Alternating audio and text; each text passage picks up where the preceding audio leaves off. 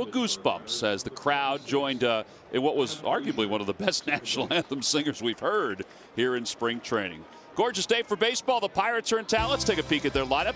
It's brought to you by Xfinity, America's best internet provider, according to speedtest.net.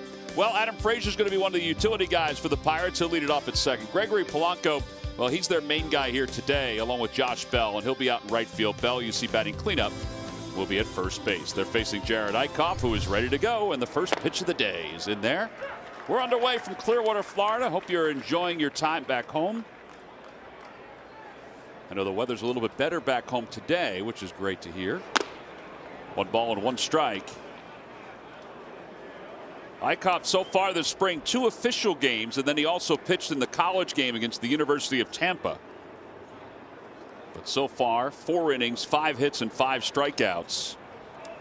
His last time out against the Blue Jays, that was March 4th. He went 2 2/3. Now that one is served out to left center field. It'll be in for a base hit.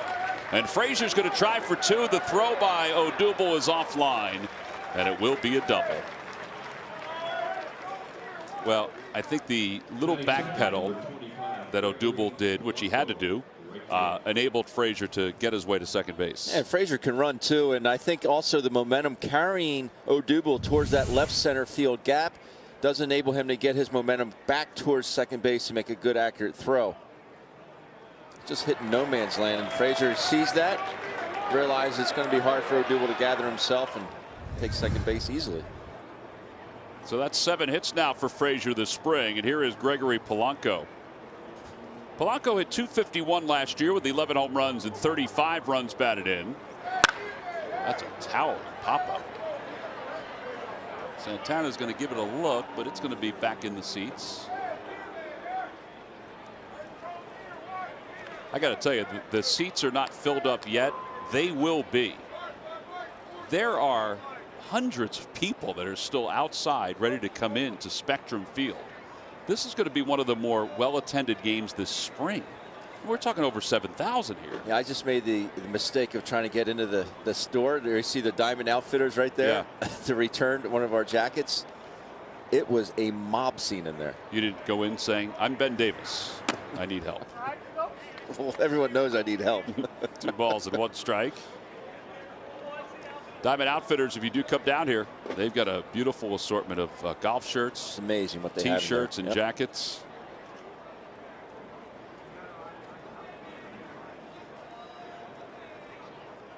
Get over. Over to first base. Santana knocks it down. He'll take it to the bag. Over to third base goes Frazier. 1 out. So Polanco did his job, advancing the runner to third base, less than 2 outs. That'll bring Jordan Luplow to the plate. He did come up last year, hit .205 with 3 home runs. He's probably going to start in the minor leagues for the Pirates, as the Phillies will play the infield in.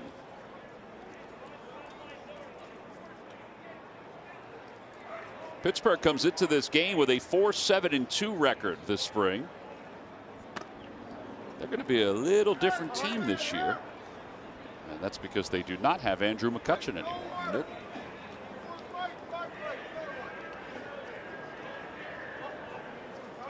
Or Garrett Cole. So those are 2 big pieces to the Pirates puzzle that have left. 2 balls and no strikes. McCutchen off to the Giants. It's going to be interesting to watch him roam that outfield, huh? Yeah, there's plenty to roam out there. Yep. Clint Hurdle. Not many managers stick around for as long as Hurdle has in his major league career. His 16th year overall. First with the Rockies, now with the Pirates.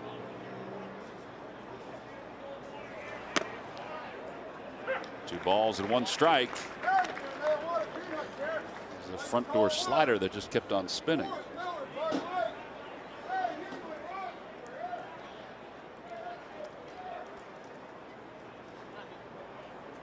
Well, it'd be nice to get an out here and not allow a run to score, and then you can go after Josh Bell, who is such a presence. Out to right field. Nick Williams venturing back. That'll be deep enough to score Frazier.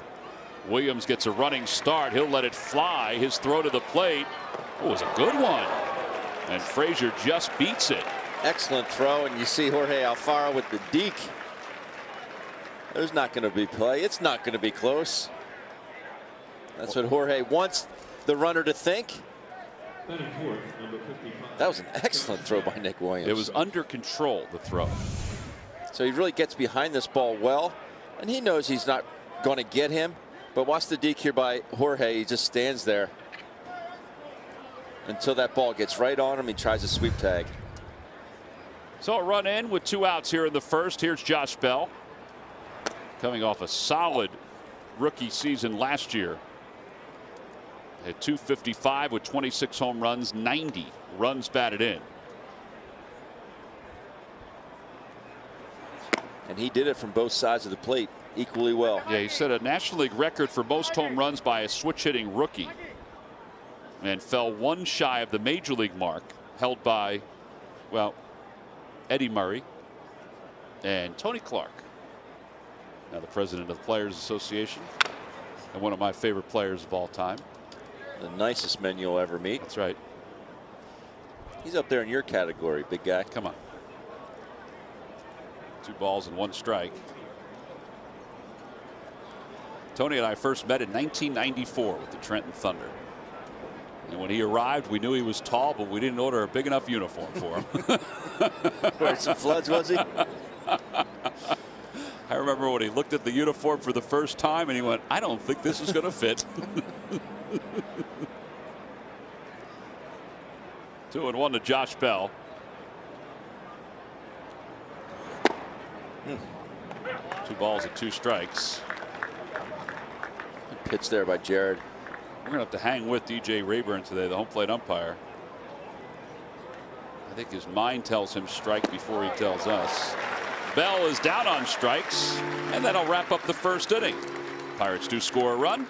It's 1-0 Pittsburgh as we go to the bottom of the first. A lot of these guys you're going to see in the opening day lineup for the Phillies, and this may be how 1 and 2 is set up. It may be where Rhys Hoskins bats as well. See Jorge Alfaro, Cameron Rupp, and J.P. Crawford. They round out the lineup. They'll face the lefty Steven Brault, who's had a good spring, just 2 games so far.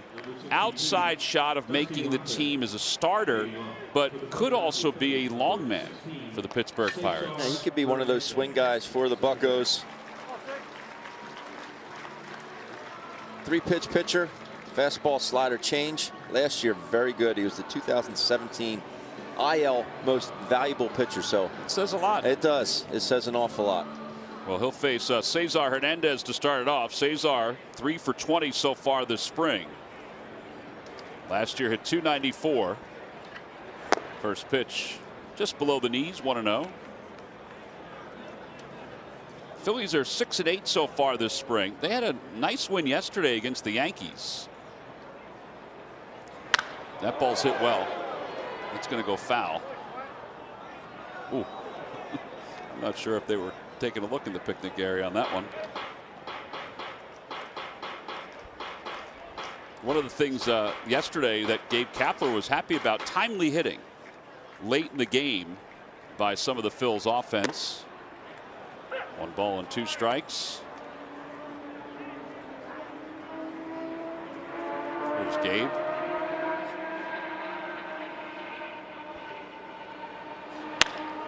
Out toward left field. Fading back is Luplow, and he misjudged it. It's over his head, off the wall. Well, I don't know if he misjudged it or it just kept on carrying, because he may not have been able to make that catch anyway. Yeah, Cesar just cuts the wind here. The wind's definitely blowing in, but he hit it that hard, you can cut it. This ball's covered.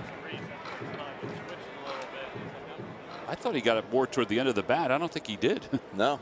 See, right off the base of the wall, he makes it in the second easily. That'll bring Carlos Santana to the plate. Santana 4 for 19 this spring, but his last week has provided some more results. And he fouls it away. It's 0-1. You think this is where he's going to hit? The 2 spot? I think he's either going to be in the 2 or 4 and 5 hole.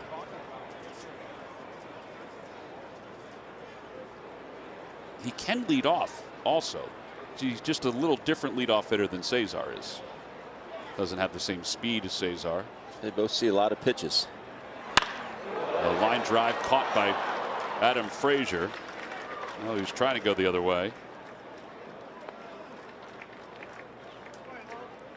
But there is flexibility there in the fact that he's a switch hitter. So Gabe Kapler has a lot of options with Carlos. Here's Odubel. Odubel 1 for 17 so far this spring. That doesn't sound right, does it? No. Neither is that 0.59 average. Doesn't look right, but well, that's still 1 for kind of 17, early. Ben. What do you think sounds better, 0.59 or 1 for 17? 1 for 17. Then you're forcing everybody to do the math. Exactly.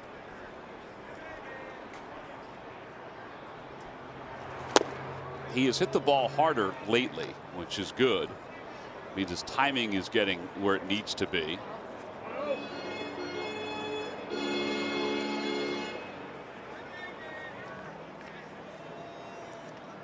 Brault has gotten some major league time the last 2 years for the Pirates. 0-3 in 2016 in 8 games. 1-0 last year in 11 games, 4 starts. Off the hands toward the hole, off the gloves of Kevin Newman. Hernandez stops at third. And that should be a base hit, because if Newman even had gotten to that and got to his feet, I don't think he would have gotten Odubel at first. No chance. Smart play by Cesar there just to go halfway and make sure it does indeed get by the shortstop.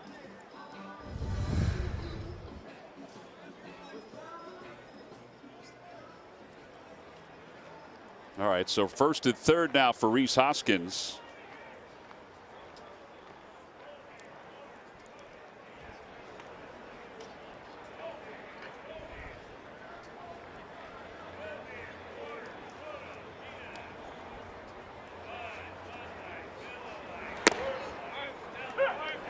Well, that's a pretty good giddy up on it. It cut at the last minute on the inside corner.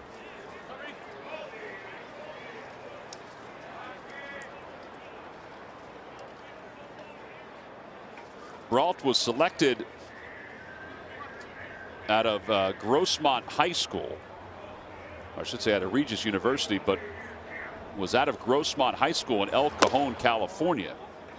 El Cajon has produced a number of major leaguers, including the Giambi brothers, Tony Clark, who we talked about, Corey Lytle, the late Corey Lytle. List goes on and on.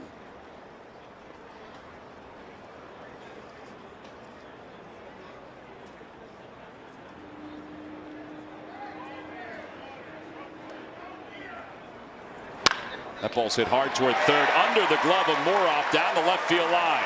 1 run is in. Here comes Odubel heading to third. He'll be held there. And it's an RBI, I think, for Rhys Hoskins. We'll see how they score it. It was hit hard. I would think that has to be a double. Has to be.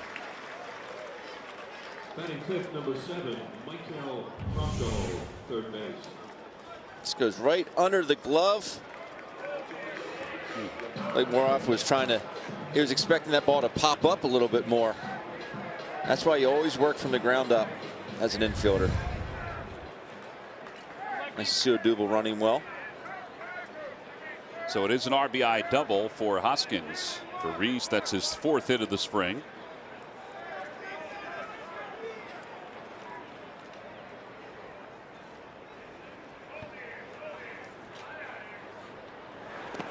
Yeah, the dirt.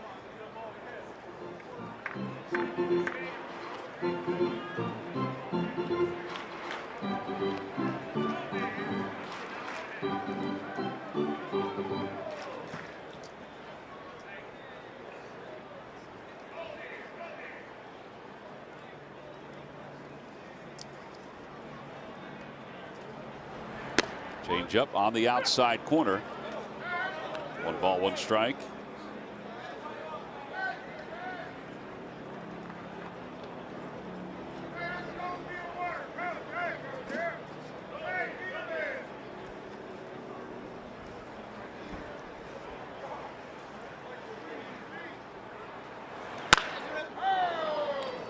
Well, they're getting some good swings on Brault.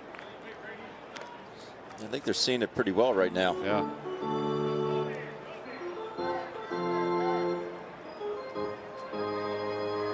Brault in college was both a pitcher and an outfielder, and then was picked by the Baltimore Orioles in the 11th rounds.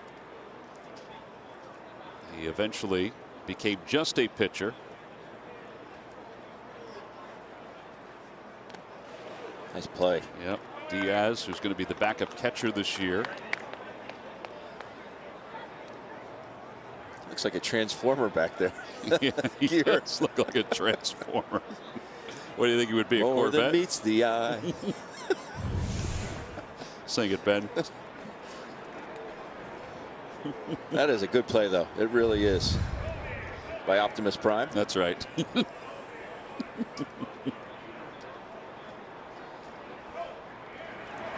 Bouncing ball left side.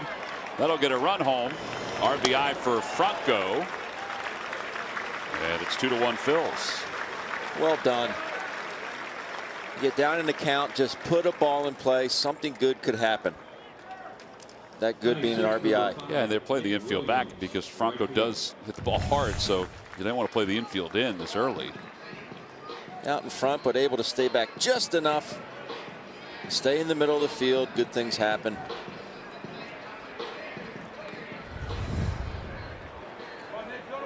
Nick Williams now the hitter. Williams 4 for 16 so far this spring.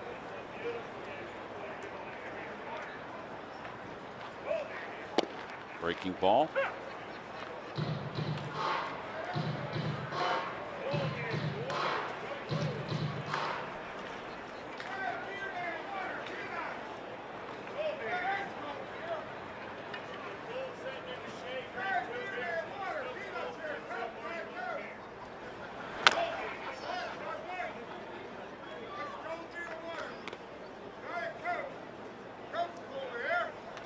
Everybody clap your hands. Come on, y'all.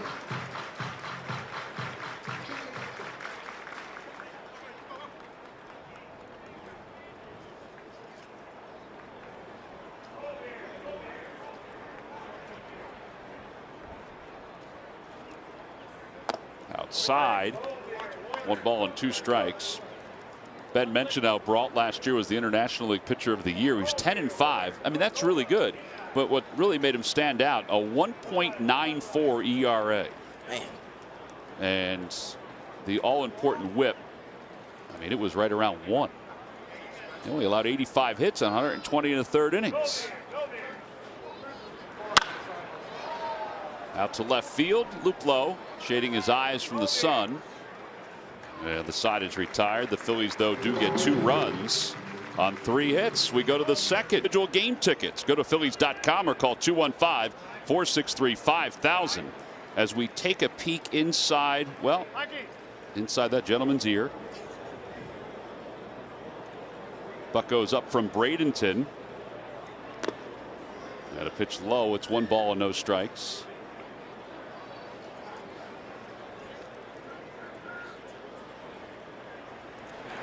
Diaz fouls it away. It's 1 ball and 1 strike. Diaz so far 1 for 11. Francisco Cervelli will be the everyday catcher for the Pirates, but Diaz should be their backup.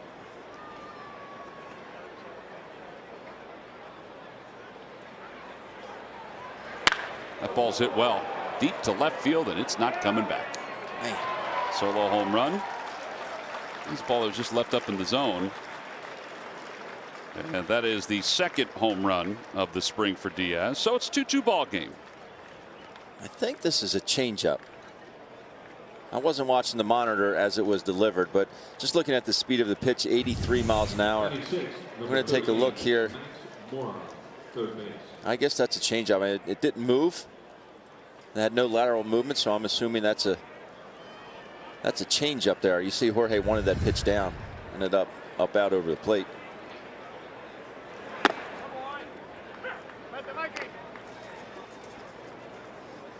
So now Max Moroff will be the hitter. Moroff last year had 3 home runs, 21 RBIs in 56 games with the Pirates. He's kind of like Adam Frazier, a utility guy. He'll bounce around from place to place in the infield. Frazier can also play the outfield. Outside, 2-1.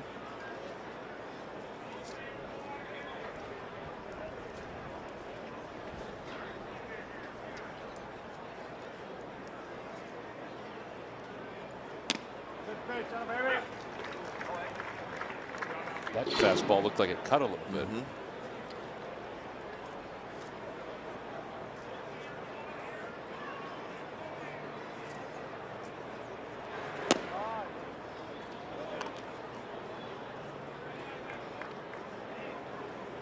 Pirates should have a decent infield. That guy's going to be part of their future infield, Kevin Newman.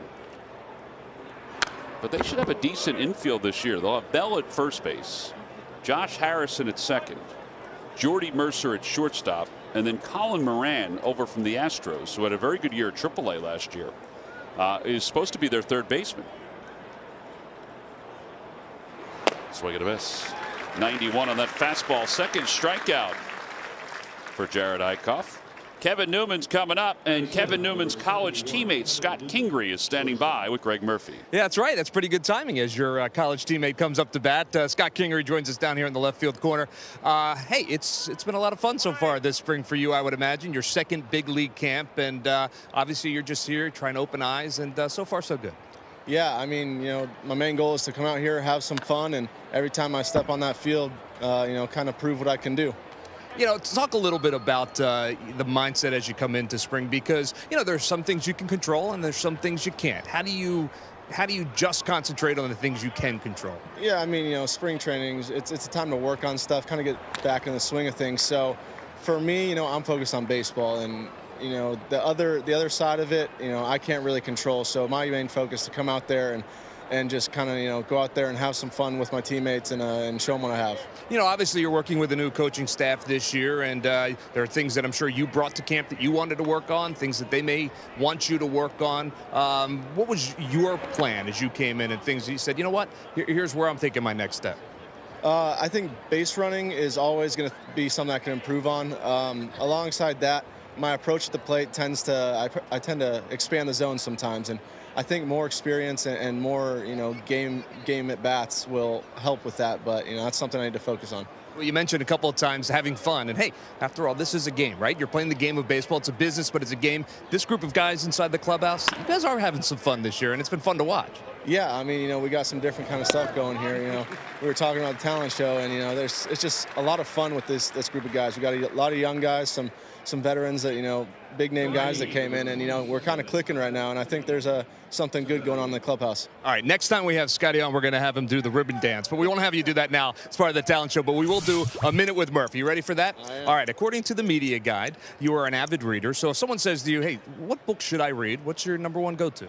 Ready Player One by Ernest Cline. There's a movie coming out, right? Yeah, pretty soon. That is a really good book. I literally just read that a couple of weeks ago. Yeah. All right, so I already read his favorite book. All right, looking at your social media page, a lot of tweets about cheeseburgers, okay? So I want you to build the perfect cheeseburger for us. All right, we're going to have to go 2 patties, 2 pieces of cheese, some bacon, probably some avocado, a little ketchup, a little mustard, and maybe some lettuce and tomato. That sounds pretty good. Side of fries with that? Of course. Yeah. See how well I did the side of fries thing? I'm all right. All right, finally, nickname, of course, is Scotty Jetpack. So if I was able to procure a jetpack, and T-Mac can get just about anything, so maybe we could get you one, where would you go? I'm thinking New Zealand. Really? Yeah. Be a pretty far ride on the jetpack. It would, but, I'd get to see a lot of new things, so. Well, Scott, New Zealand it is, if we can get you that jetpack. Thanks for spending a couple of minutes down here in the corner. Guys, we'll send it back upstairs. T-Mac, can you get the jetpack for us? It's going to have to be a really big jetpack. Yes, it is. It's going to have to refuel. Well, we can always refuel over Nova Scotia, I guess. Refueling over Nova Scotia seems to be the plan at this point. We got it. Third strikeout for Jared Eichhoff. The Pirates tied the game up in this inning on a home run by Diaz. We'll go to the bottom of the second. I'll leave it at 2. When I said as well. The Sarge. The Sarge. Saw the Sarge last night. Yeah, we did. He's got 2 new knees. I asked him what he did with his old ones. He said, I don't know. Oh, the Sarge. He looked good, though, didn't he? He looked great. Had two great left fielders that we saw last night. Sarge and Greg Luzinski were both at the event we were at. Bouncer foul.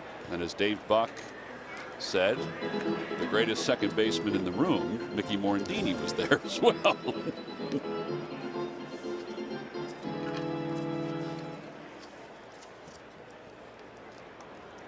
Alfaro this spring 5 for 14 with a home run.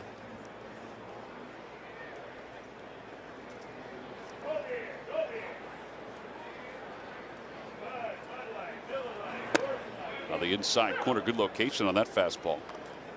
Have you seen progress with Jorge about the things you talked about them working on? Very much so in his setup. The initial setup has been a lot better. Is that the most important thing? I know you said it's the you did number one, number two, but is that the most important thing, do you think, for him? I think so. Obviously, calling a game and working with your pitchers is important. But I know it sounds so elementary, but first thing you have to do is catch the ball. Well, it sounds so simple, but you have to obviously give the good target and make it look as presentable as possible to the umpire. Yeah, I think the rocking back and forth that you talked about, I think even for the novice, you could see that last year. And there are catchers that do that. I mean, you know, some of the best catchers that the game has seen in recent years used to do that. Benito Santiago used to move. He used to just use his mitt, basically. Well, he that's kind of true. sit in the same spot. Zoop, zoop. Cameron Rupp takes upstairs. But seriously, I mean, if you're, and that's the rocking I'm talking about, back and forth. You know, you're just kind of swaying from side to side. If you're a pitcher, you don't want a moving target. If you were a physical education teacher, would you wear those same shorts? How come I brought that up this morning? I said, do I look like a gym teacher in these? We agreed. And then, but you didn't have to tweet it out. Take a photo and tweet it out. Yeah. So I get a miss, 1 and 2. Didn't help that I said we're going shirts and skins and we're playing dodgeball here in a minute. I used to love dodgeball. Cameron is 2 for 14 so far this spring. And now the 0-2 pitch. Bouncing ball foul. He's had a tough spring offensively, and it just seems like he's 0-2 every at bat. Yeah.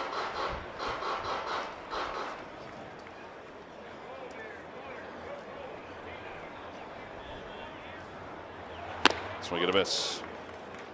So Cameron strikes out for the second out. Batting ninth, number 2. And here's J.P. Crawford. The hardest fastball we've seen out of Brault at 93. Just kind of climbs the ladder a little bit. About over the plate. Cameron can't catch up.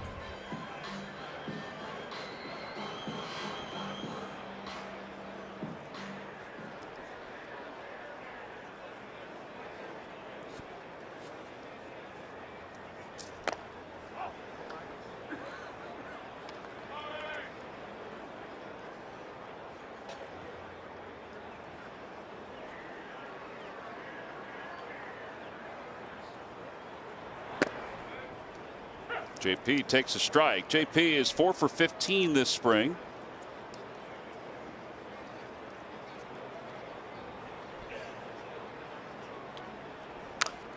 Fouls it away, 1 and 2. Now Brault has dropped down on that his arm angle twice. He did it once to Nick Williams, and he just did it to JP the pitch before that, and he threw both fastballs. So I think if you're a lefty and he drops down again, you got to look fastball until he throws from a different arm angle, something spinning. You got to look heater. And there you go. Well, that was at 86. What was that? Slider. Okay. But he didn't drop down as much as he No, did on he those didn't. two fastballs. Something you could put in the back of your mind.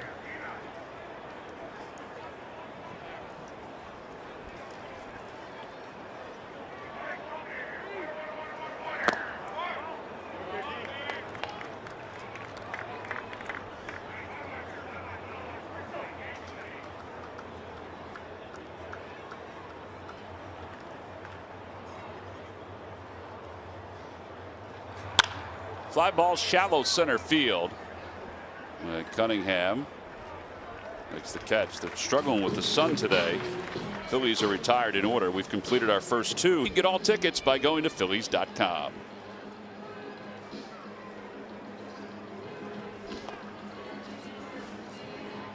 The Pirates are doing something we haven't seen this spring, and that's have the pitcher hit.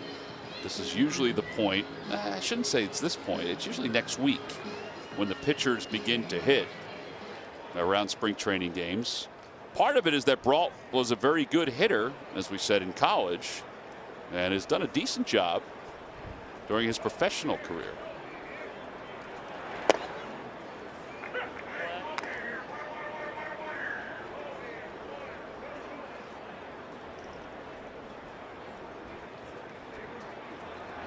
Breaking ball, and it's 1 ball and 1 strike.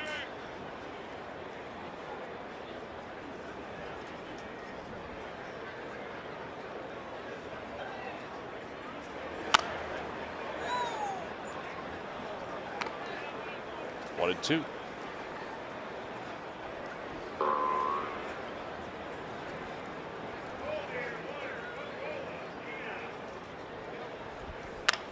He serves it into left field. That's going to drop for a base hit. Good piece of hitting. Yeah, it was. Backdoor breaking ball. Second baseman. I think they were just trying to freeze him, huh? I think so. Well, here's Frazier, who doubled his first time up. I'm not going to lie to you, Tom. That used to frustrate me as a position player. When a pitcher would get a hit? Yeah. It really frustrated me behind the plate when pitcher would get a hit. You know, just you think they should just be an out. Well, not all of them are. What about when you pitched? Did you ever hit when you pitched? No. Oh, really? No. Did you lobby to hit? No. My hitting days were over.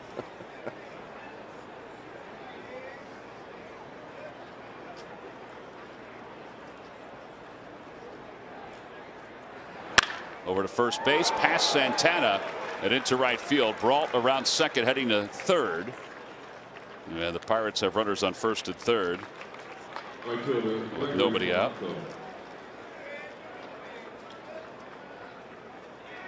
And now Gregory Polanco is coming up.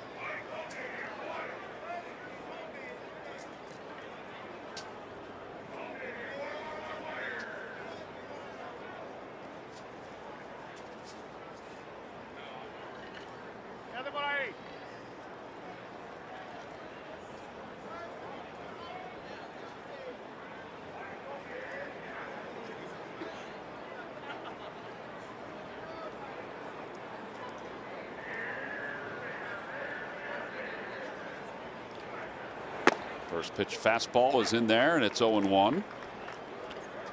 Polanco grounded out to Santana his first time up. Phillies are conceding the run here. They've got the shift on for Polanco. And then some. That is a gaping hole up the middle. Look at us all in here. It's amazing.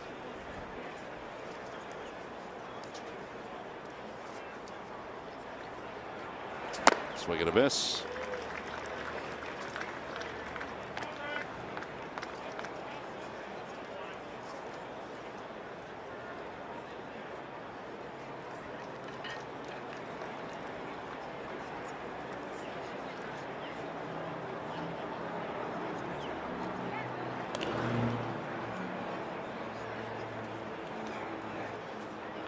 Polanco last year had 3 different stints on the disabled list. He missed 40 games, which is why his numbers were down. 2 years ago, he had 22 home runs, 86 runs batted in. His batting average was similar last year, 251. But everything else was down. Power numbers were down. He finished with 31 extra base hits last year. And he had 60 extra base hits the year before.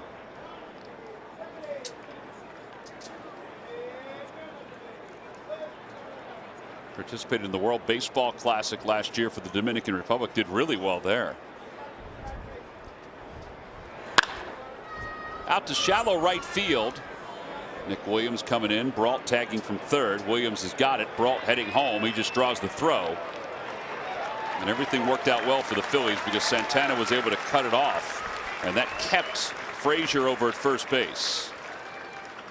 You still have that double play in order here.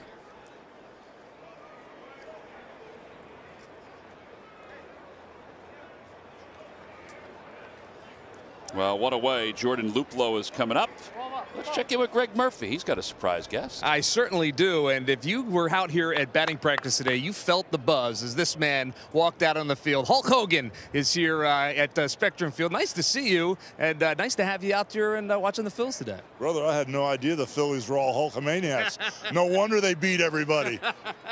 You know what? Our players, our coaching staff, we're very excited to see you. I noticed that you had a long conversation with Charlie Emanuel down there, and you were a ball player yourself at one time. So were you guys talking a little hitting? Is that what you were doing? We talked about a lot of stuff. We talked about him living in Japan when I wrestled there. We talked about me playing high school ball and getting a grounder that dribbled down the third baseline when I threw it underhanded to first base. I broke my arm, so I segued into wrestling after that. But we had a lot to talk about. But the main thing that was a lot of fun was to see how many of the players knew who I was. Absolutely. A lot of these guys weren't even born when I won the world title, so to find out that they know all about Hulkamania and they're big wrestling fans, it made me feel young again. Yeah, and obviously when you came out on the field, there was a lot of excitement, and I got to believe that that kind of thing never get old. Knowing that you have fans at every generation that celebrate the career that you had in wrestling.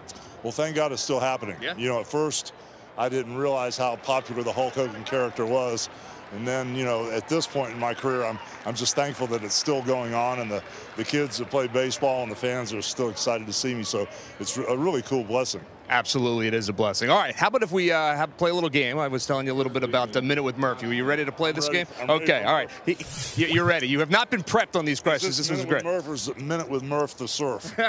You're in Florida now, brother, I might have to use that. I like that. All right. You're arguably one of the best and most well-known wrestlers of all time. But I want to know, who's your favorite wrestler? Did you have one? Well, Andre was my favorite of all time. He took me from being a smart aleck kid, slapped me around a little bit, straightened me up, and made me respect the business, and actually guided my career until he passed away. Wow. But Andre was my favorite. But nowadays, I'm a big there you go. I'm a big John Cena guy. I love how he took over where I left off. He takes care of all the Make-A-Wish kids. I had the record for Make-A-Wish. I beat out Mr. T and Michael Jackson and Mickey Mouse for many years. But John Cena took it to a whole nother level. So it's not so much the man in the ring, it's what the man is outside the ring. And John is my guy. I love him to death. What you can do with the power. I love it. All right, Rocky Balboa versus Thunder Lips. Part 2 right now. Who wins that? Yo, Adrian, I'll squash it. I'll squash him like a grape, just like the first time that I did. But this time, I'm going to drag him back to where the old Philadelphia Spectrum was and beat him right there on that sacred ground, brother. I love that. And, Philadelphians back home are saying, I don't know, Rocky's pretty special, but I think I'd take you in the fight at this point, no doubt. Philadelphia is my home. They love Hulk Hogan. They do. They like Stone, but when it gets down to being real, they love Hulk Hogan. Absolutely. All right, final question. If you could drop the leg just one more time on anybody you wanted to, who would that be? If I had one more leg drop in. Right over our head. One more leg drop in me, I would climb to that top rope. I'd put both my big thighs. I'd get laser focused, and I'd drop that leg right on Vince McMahon's head. There you go. I would love to squash Vince one last time, brother. I can hear the cheering in my ear right now when people thinking about that. Hulk, it is great to see you. Thanks for spending a couple minutes with us. Murph the Surf, brother. You're in Florida. He's my marketing director. I love this. Man, thank you. Hulk, thank you very much. Guys, back upstairs. All right, Murph, thank you. Bell with the opposite field double. That's going to bring home a second run this inning for the Pirates as Frazier will score from second. And an RBI for Bell. And Diaz will be coming up. He homered his last time up. That was awesome. Murph the Surf.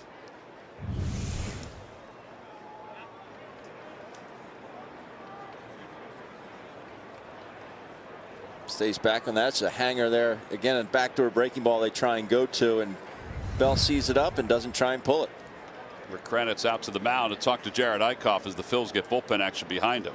The Phillies would like to extend a special Phillies welcome to wrestling legend and Pinellas County resident Hulk Hogan.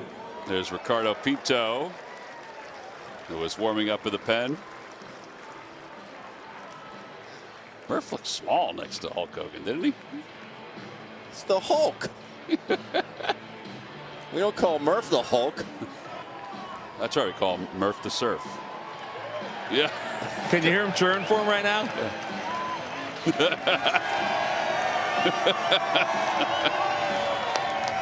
All right, Murph, now you do the same thing. All right, let me try. No, I got nothing. I got nothing. No, do the muscle. For 64 years young, he looks great. Oh. Here, I got an idea. We got one. There we go. We got one. Murph's got an idea. Oh, that's great. Do you think he's going to be there for a while signing autographs, Murph? There you go, brother. Oh, that was funny. 1 ball and 1 strike to Diaz with a runner at second base. Bouncing ball left side. It's going to be a tough play. Crawford coming in, bare hands, fires in time. That is an outstanding play by J.P. Crawford. The Pirates do get a couple runs in the inning on a sac fly and an RBI double. J.P. Crawford. That's a tough question. It sure is. I only ask tough questions, Ben. I'll have to get back to you on that one. Cesar leads it off against Stephen Brault. And he lines one to center field. That'll be in for a base hit. Cesar's 2 for 2 with some good swings. Double to left his first time up. Bullet up the middle here.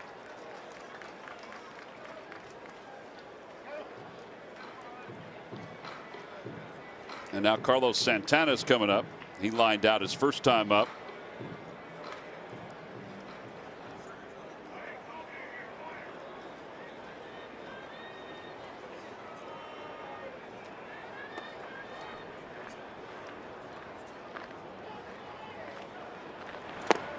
Inside, 1 ball and no strikes.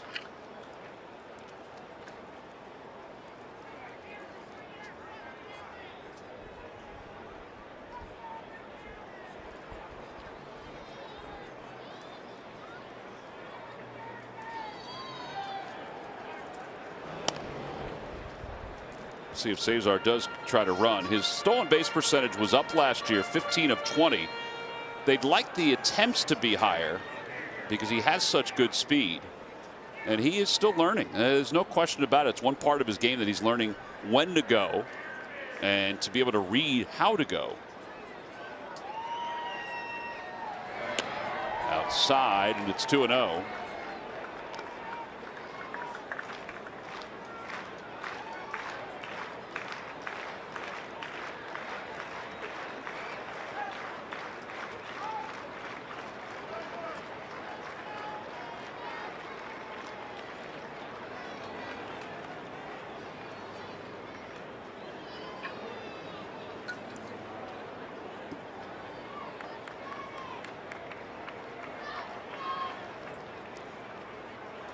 Swing and a miss at a changeup.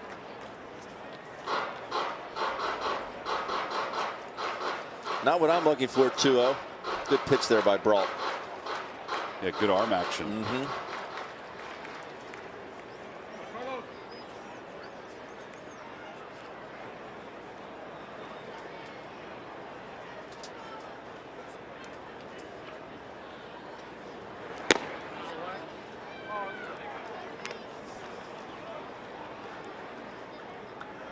These shifts are so extreme. I mean, I know it's, you just look out there and you're like, wait, but they don't have enough guys in the field. I mean, the left side of that diamond, where Bell is, and then where Frazier is. I mean, that's, see, it's 90 feet. That's 120 feet apart. Oh, he hits it right into the shift. They can turn 2 as long as the exchange is clean at second. The throw goes into the dugout, so that sends Santana to second base. 6-5 on the putout at second base, and E4, or 6-4, I should say. And you say, well, this doesn't work out. Well, it worked out. It's a ball hit the straightaway shortstop. But why Frazier gets thrown off here with his footwork is because where he had to come from behind that second base bag. You're not used to coming across the bag like you typically would. So therefore, your footwork's going to be all screwed up. You think, well, if they just played normal position, it'd be a 6-4-3 double play.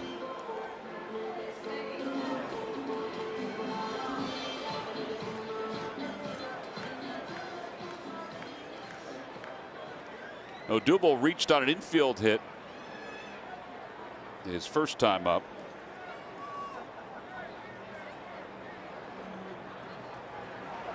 Actually went off an infielder and then out into shallow left field. 1 ball and no strikes to him. Phillies have 5 hits already in today's game.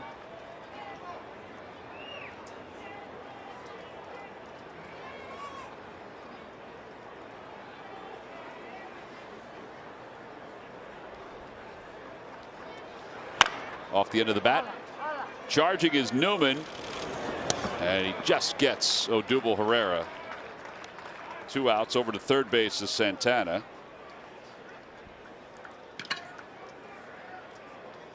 And that'll bring Rhys Hoskins up to the plate. Left fielder Rhys Hoskins.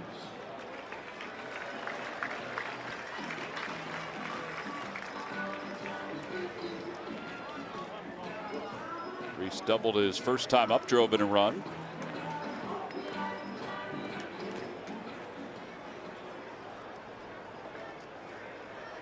Stilson is the right-hander closest to the Phillies bullpen.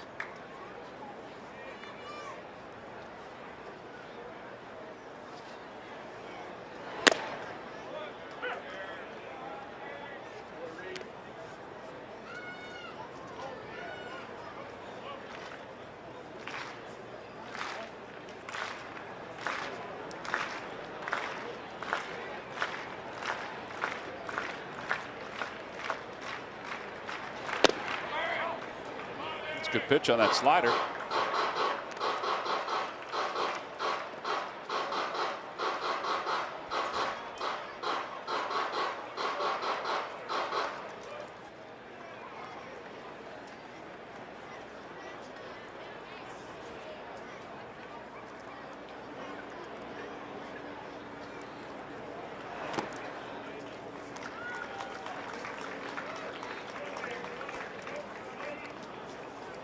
Maikel Franco on deck. Let's see what kind of pitch Rhys will get here in this spot.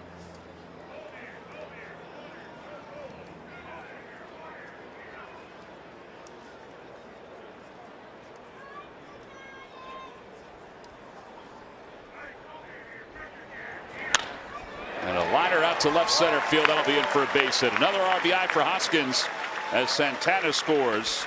And it's now a 4-3 ball game. Good signs here today for some of the Phillies hitters. Cesar and Rhys are both now 2 for 2. Third baseman Maikel Franco. And here comes Clint Hurdle. That looks like it's going to be it for Brawl. You love to see the middle of your lineup doing damage and driving guys in. Rhys stayed down on that ball so well. Santana scores easily. But you're right, Tom. It's nice to see these guys start to get some better swings, some harder hit balls. Well, we've got a pitching change. The Pirates on top of the Phils 4-3. .com/group tickets or call 215-463-5000. John Stilson will take over. He has allowed 8 hits so far this spring. And he will face Maikel Franco with Rhys Hoskins at first. First pitch is on the outside corner. It's 0-1.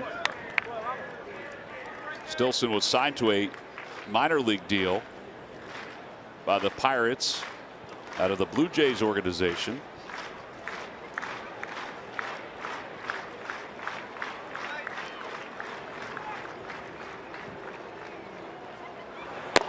They throw behind Hoskins. Wow. What an arm. Oh boy. It's an excellent slide back by Rhys. Sure was. He went to the farthest part of the bag. I've watched Diaz throw in between innings, and he's got a cannon. The release was outstanding. See how he dives to the back part of that bag?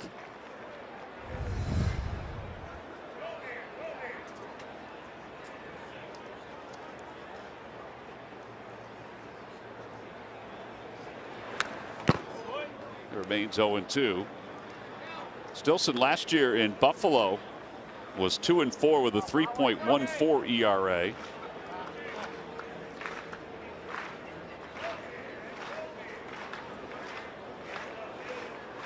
Pitched in 38 games on 2 different levels.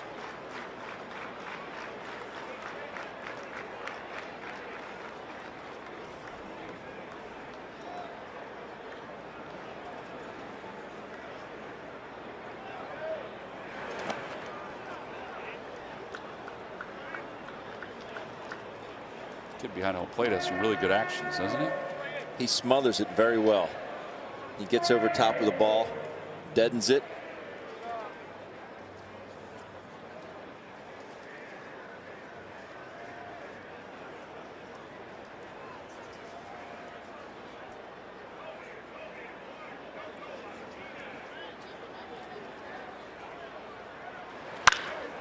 Toward the hole, knocked down by Frazier, and he still has plenty of time to get Maikel Franco. Maikel just doesn't run well. And that'll do it for the Phillies here in the 3rd. They do get a run back on the RBI single by Hoskins. It is 4-3 Pirates.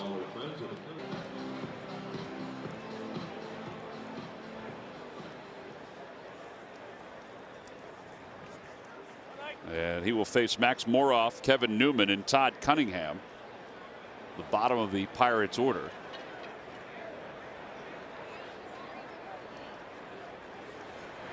Breaking ball. All right, that's a good curveball right there. That's a get me over curve to start the inning.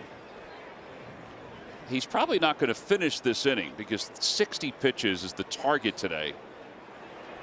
Another curveball. Little effort made to get him going. Yeah, I mean, you see those takes by Moroff. He's not picking that. He's kind of flinching at it.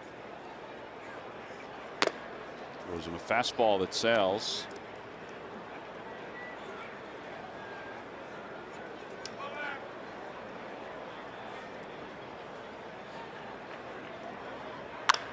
Center field, Odubel Herrera. That ball is traveling toward left center a little bit. He puts it away for the first out. And that's, I think, again, we know we did the open on Jorge, but I think watching a hitter's reaction, I think is something that he can start to do maybe even a little bit more. I mean, Moroff really honestly flinched at those first 2 curveballs. Right. Obviously not picking the rotation up, not being able to adjust to it as Gabe Kapler comes out. It's going to be enough for Jared this afternoon. But you read the hitter's reaction, and until he makes an adjustment, just keep going with it. The Phillies have Ricardo Pinto warming up in the bullpen. It looks like they're going to bring him in. So 3 1/3 for Jared Eickhoff this afternoon. We've got a pitching change with the Pirates on top, 4-3.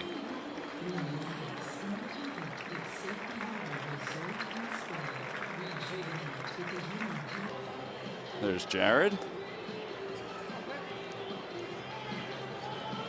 57 pitches. We mentioned he's trying to get to 60 for today. So I guess they feel comfortable with that. He's going to be 75 his next time out.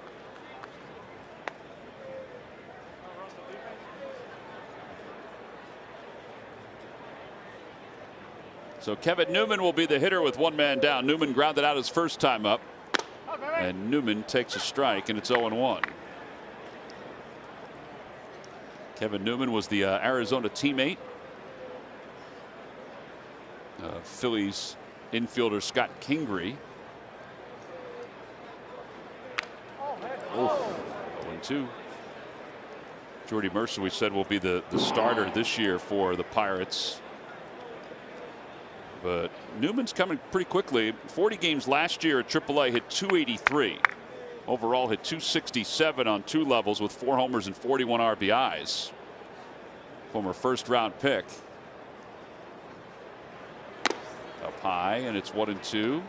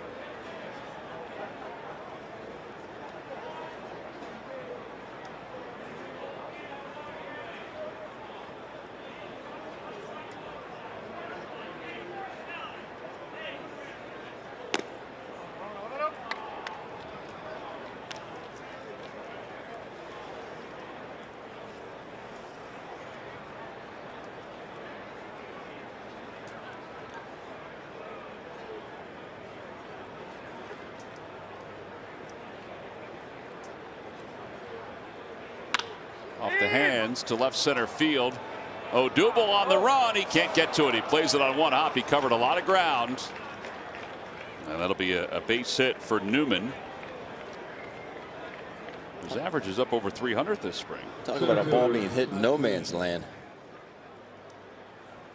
I mean, it's a jam shot. Newman will take it, though. There's just nobody around. I mean, this ball it's in the air for a while. But you see how far Odubel Herrera was shaded towards right center, and Rhys Hoskins could not get there either.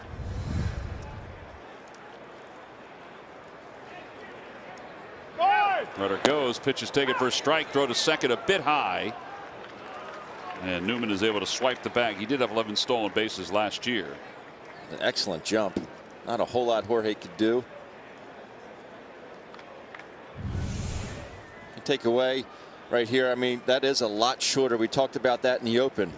How far back his arm comes. It's a good pitch to throw on.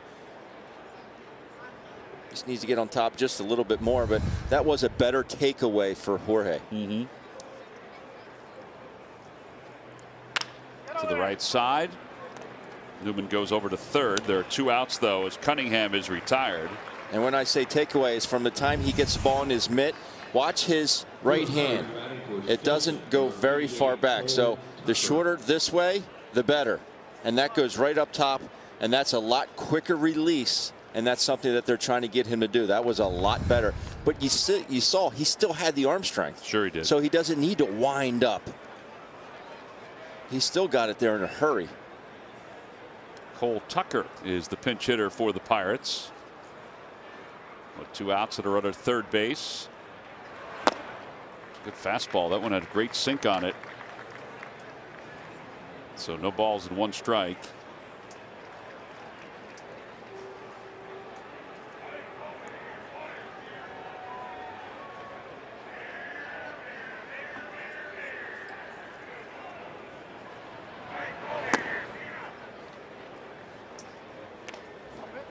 Kobe Milner loosening up.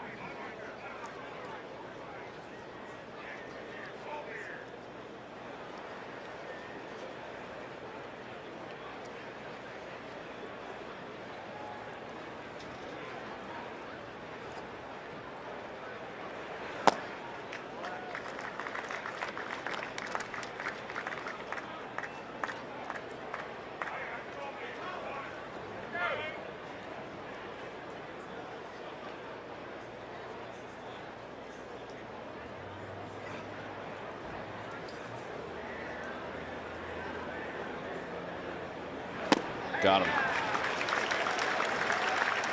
So Pinto gets the strikeout. That'll wrap up the 4th. A scoreless 4th for the Pirates. On to the bottom of the 4th. Phil's trail it by 1. Here on the big field, Kevin Mulvey's Villanova Wildcats. We're here playing some of the Phil's prospects and some of the Phil's players. Berm is packed today. Well, as we go to the bottom of the 4th inning, Dovydas Neverauskas is the new pitcher for the Pirates. That's right. With an ERA of 3.00. He is out of Lithuania. Baseball hotbed. Well, he became the first player to be signed directly out of the country of Lithuania.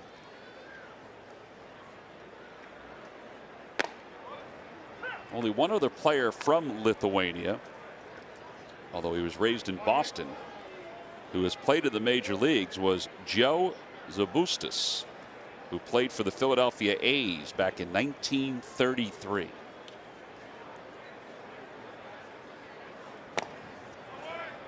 Oh, 0-2.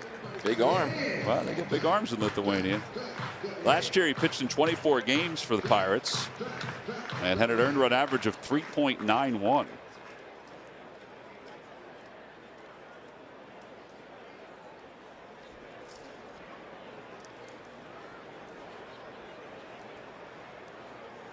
Swing and a miss. Got him on a breaking ball, and Williams is struck out. They will finish off the strikeout with the throw to first. So 1 away, and here's Jorge Alfaro. 25 years old. Well, he does have a live arm. He does, and this is a tight curveball there. It's a curveball, not a slider.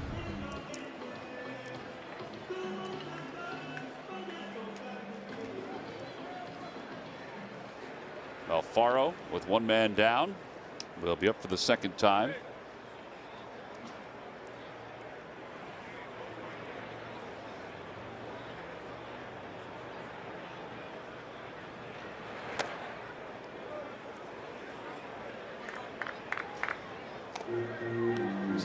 Slider there.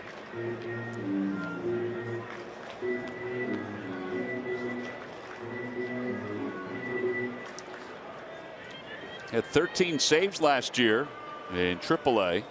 Originally was a starting pitcher in the Pirates organization, then shifted to the bullpen, where his numbers were increasingly better.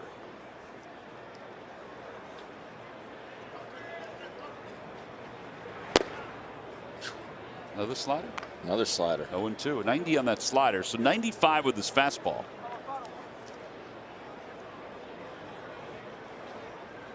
Talked about reading someone's swing. You know, wouldn't be surprised if Diaz puts down the 3 again after those first 2 swings by Jorge. Well, he does throw another breaking ball. Went with a curveball that time. Look at Jorge hustling up the line. They still are able to get him. So 2 outs. I mean, those are 2+ breaking balls. Designated hitter, Cameron Rupp. I mean, straight overhand. Curve.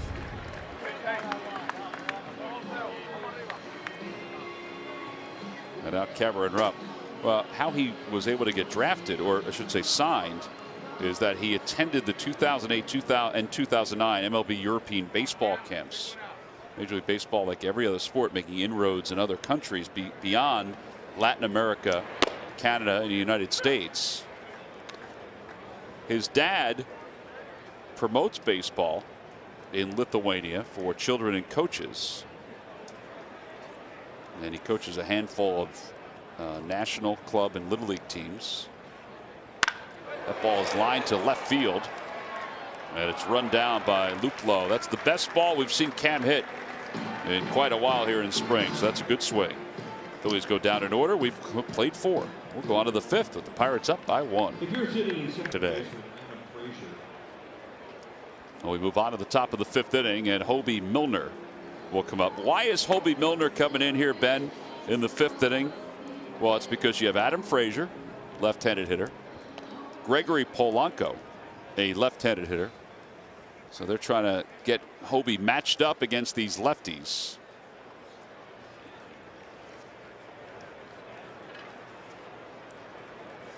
And he's done quite well so far this spring.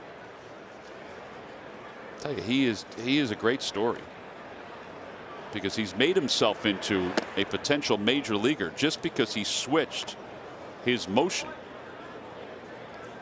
I mean, now hopefully Gabe Kapler and Rick Kranitz will reap the benefits that the Phillies reaped last year with him in the big leagues for the first time.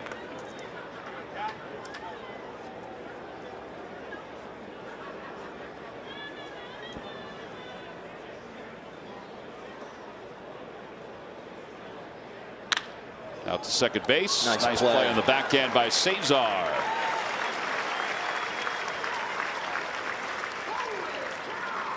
And 1 away. As the sound effects machine here plays. Holy cow. It's a good quick first step here by Cesar, ranging to his right. Frazier can scoot a little bit, so he gets to his feet quickly. It's a good strong throw on to Carlos there at first base. Soft hands. A strong arm, right on the money. And now Polanco, who's 0 for 2.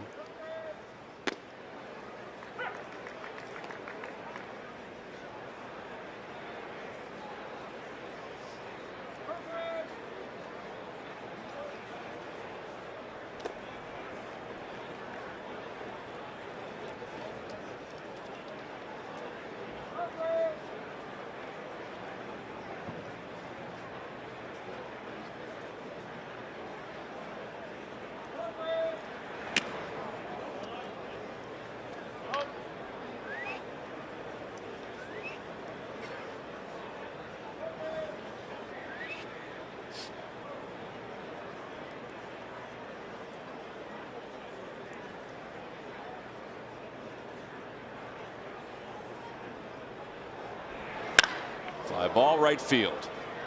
Nick Williams, a step or two from the track. And 2 outs. Left fielder Jordan Luplow. And that brings Jordan Luplow to the plate. Luplow today has 2 RBIs on 2 sacrifice flies. Last year he was the Pirates minor league player of the year because he hit .325 in AAA with 7 home runs and 19 RBIs, but .287 with 16 home runs and 37 runs batted in AA.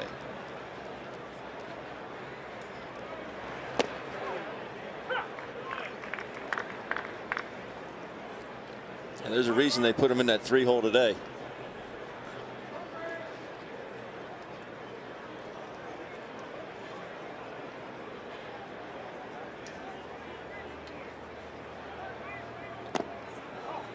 One ball and 1 strike.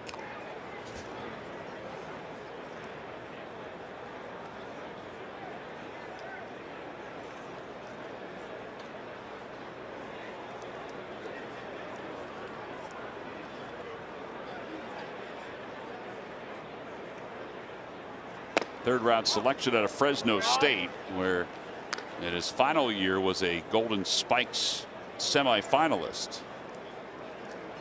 which is the award for the best player in college baseball. That includes pitchers and outfielders and infielder, everybody. The whole Bloom and Brady bunch.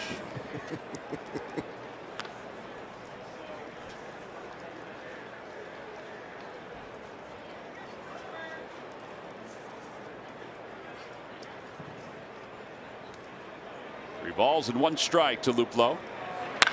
And a high fly ball to deep left field. That is going to be long gone.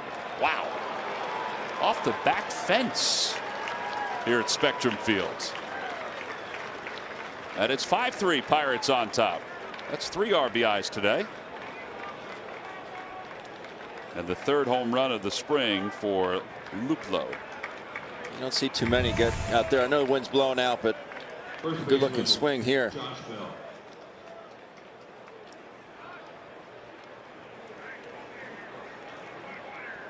Wow, that's a far one. You mentioned that Golden Spikes winner. I remember going to that ceremony in 1995. Mark Kotze was the award winner that year. Fly ball to right field. Why'd you go? I went up there because I got it for the equivalent of the high school.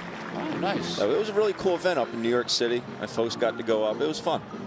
Well, the home run gives the Pirates a 5-3.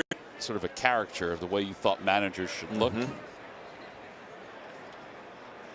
Kind of like Casey Stengel. JP goes the opposite way. And 1 away.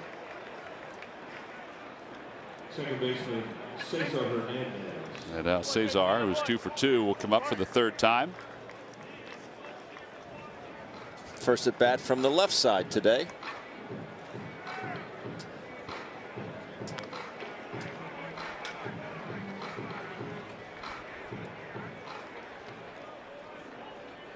This kid has been dominant out on the mound, though, hasn't he? He's looked really good.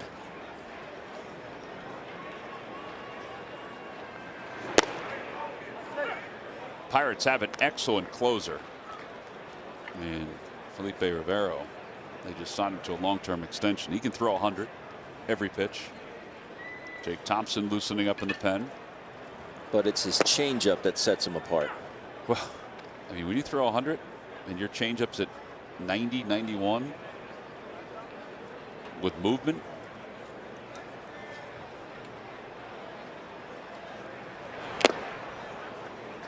And 3 pitches, and Cesar is struck out. 3 strikeouts. And 2 outs here in the 5th inning.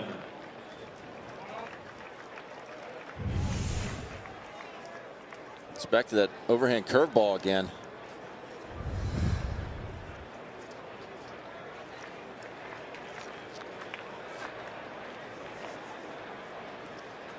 I mean, he's got 3+ strikeout pitches. Yep. Dovidas Nebrauskas. Probably call him D for short. Anything? Yeah.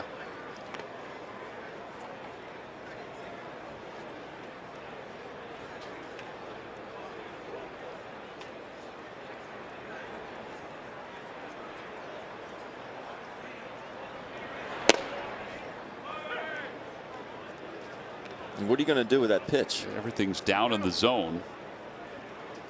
6'3", 225 pounds.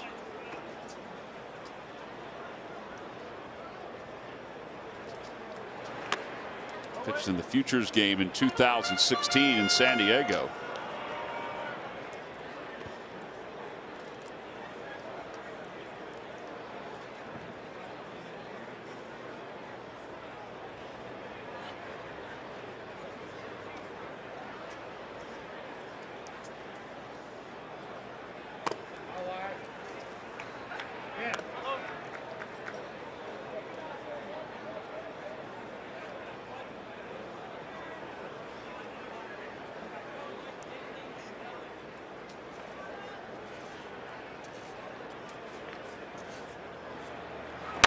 Bouncing ball back toward the middle.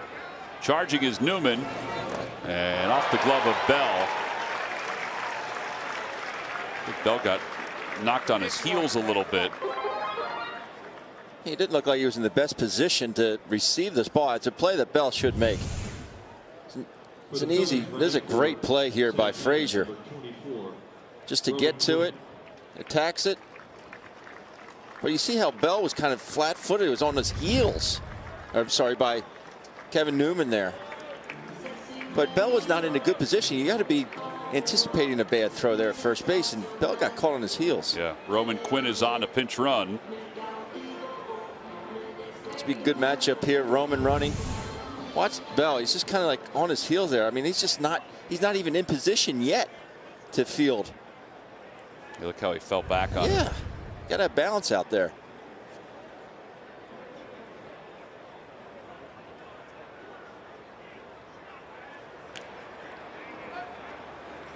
Roman flinched there for a minute. I think he'll be off to the races here. I would agree.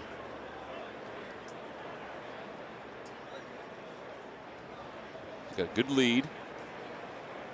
He's well out past that cutout. 1-0.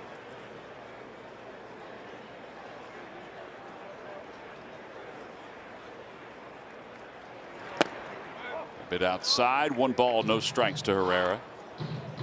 Now all the different cutouts, they vary. Some are wider than others. You just have to basically walk it off. But when Roman gets out there, you'll see that his foot is just past that last cutout. Right there on that corner. He'll continue to inch his way out there. There he goes. Get a jump here. Fouled away. 1 ball, 1 strike. Looked like he started for a moment and then stopped.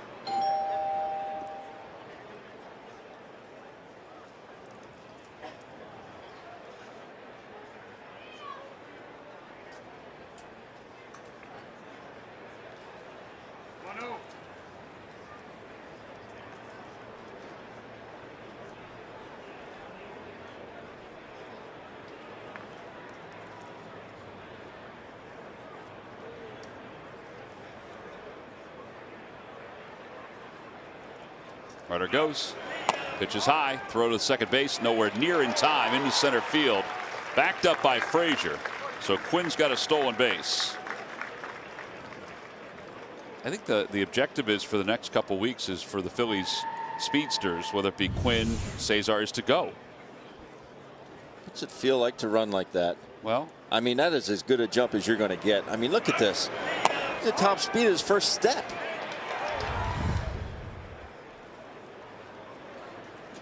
it's a special feeling, Ben. I'll tell you that much. Sure. Your truck doesn't even go that fast.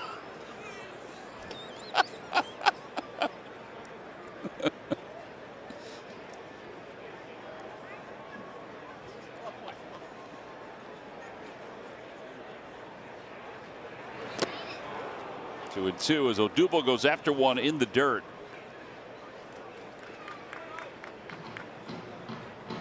It's that hard slider again.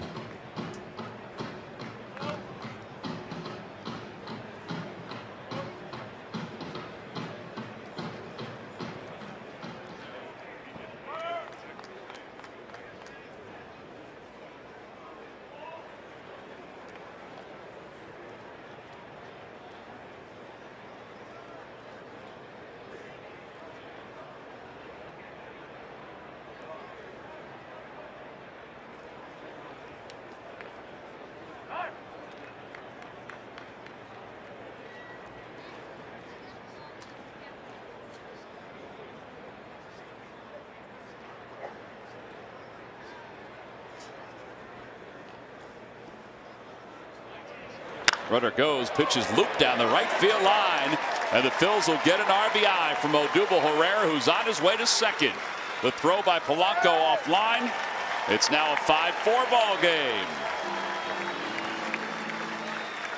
It's all about that speed too that helped the Phils get that run. Yeah, that's called making the adjustment all the way around. And you saw Odubel swinging 2 bad pitches, one in a 1-0 count and then in a 2-1 count, but elevates this ball a little bit more, gets out in front, keeps the hands back, keeps it fair, soft serve to right. Phillies get within 1, but I like the hustle out of the box. He's thinking 2 out of the box. Put pressure on that defense, especially with 2 outs. He gets thrown out at second base. I have no problem with that whatsoever. You're trying to get in the scoring position with 2 outs, get thrown out, so be it. But put that pressure on the D.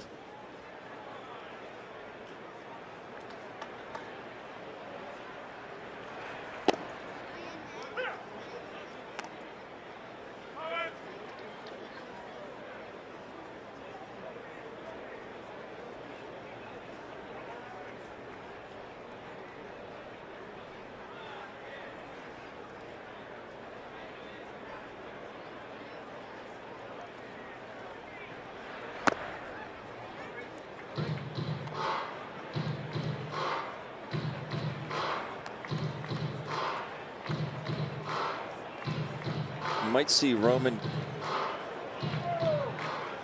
go to center field, maybe, because I know Tommy Joseph is coming in to play first base for Carlos, even though Roman ran for Carlos. Right. Yeah, so Tommy would bat in Odubel's spot then.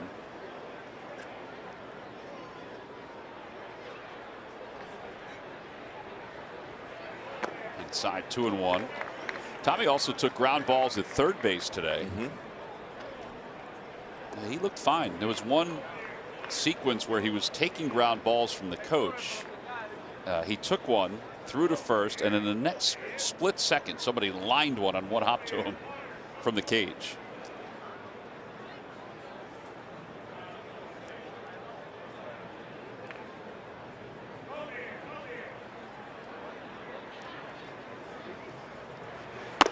Three and one to Rhys Hoskins. There's Roman, who just scored the run. Looks like Andrew Poullin's getting ready to come into the game as well.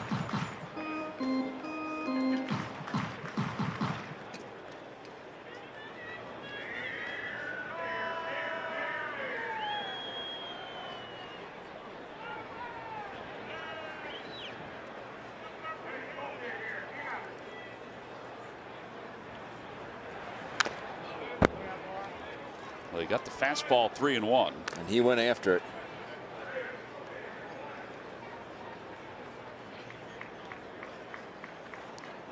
Usually Rhys is very, I wouldn't say conservative home plate, but he usually doesn't swing, overswing. He cut it loose right there. I like it.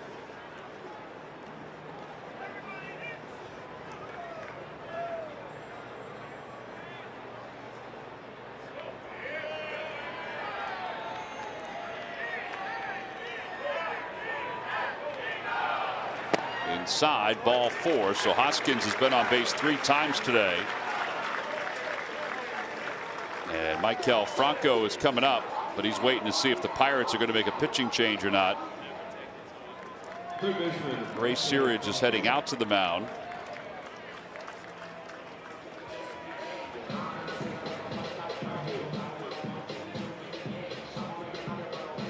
Pirates do have Richard Rodriguez loosening up in the bullpen.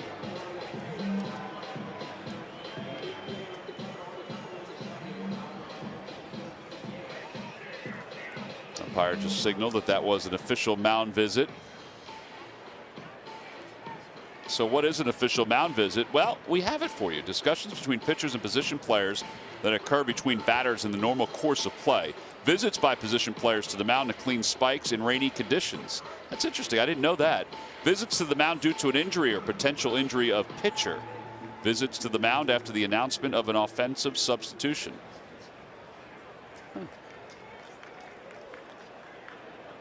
Surprised that the visit to the mound because of an injury or potential injury is a visit. I didn't know that.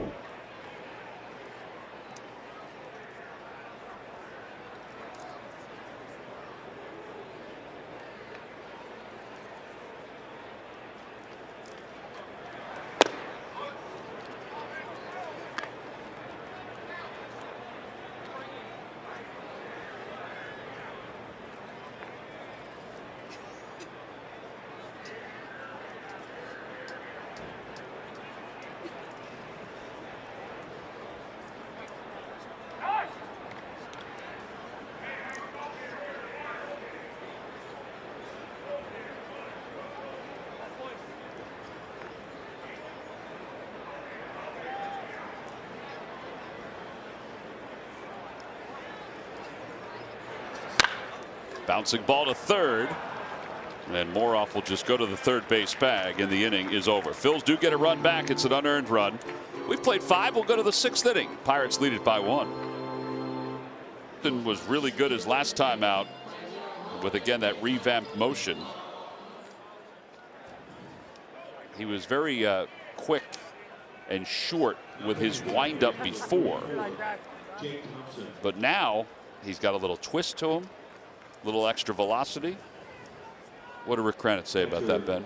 Well, I talked to him the other day about it. I said, first of all, the velocity. He said, yeah, he's feeling really good right now. He said, secondly, everything's out of the stretch. And the reason for that is he thought he was getting a little top heavy with his front shoulder, his lead shoulder, his left shoulder. So he was very spread out when he was in that stretch.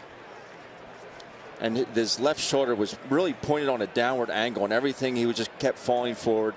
The front shoulder was going into the ground. His arm was dragging. Everything was up. So now they have his feet a little bit closer together, and that enables his shoulders to stay square at the top. So he doesn't feel like he's throwing downhill. So his shoulder stays square, and his arm is therefore able to stay on top a bit more. Was he happy with what he saw the other day? I mean, that's 96 miles an hour. Yeah. Well, this is what he was when the Phillies acquired him, was 95. Was he happy with what he saw the other day? Extremely.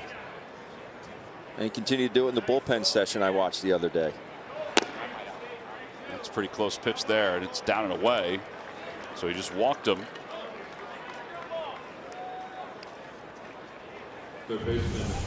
So before, this shoulder was pointing down, right? So now these shoulders are on a flat line, so he can get all his momentum and his hips and everything moving forward, and that enables him to get on top with his arm as opposed to tucking that left shoulder. I'm like, this is compact. He's able to get on top. You can see how on top of the baseball he is right there. Here's Max Moroff, and he takes outside. So 5 straight out of the strike zone. So they feel like he can pitch as a starter with this particular motion, right? Yes, indeed.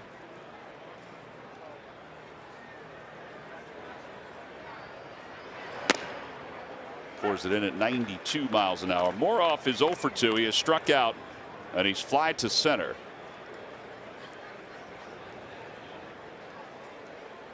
And I thought it was an interesting way Rick Kranitz had him get into the habit of keeping those shoulders square. He had him throw every bullpen pitch. Fly ball to left field. Andrew Poulin, who's out there for the first time, makes the catch. You heard Rick in the background. I think you heard it say that a boy. But he had him throw every pitch in the bullpen session as if there was a man on second base. So you can't have that left shoulder tucked down and pointing down towards the ground. Take a look at this fastball here. You can't have that left shoulder pointing down and then check the runner on second base. It's just impossible. So that makes you stand more upright. Your shoulders are squared. Look back towards second base and then get into your pitching motion. It's really a smart way of doing it that way. Sometimes you wonder where some guys come up with solutions. Cranny's always thinking.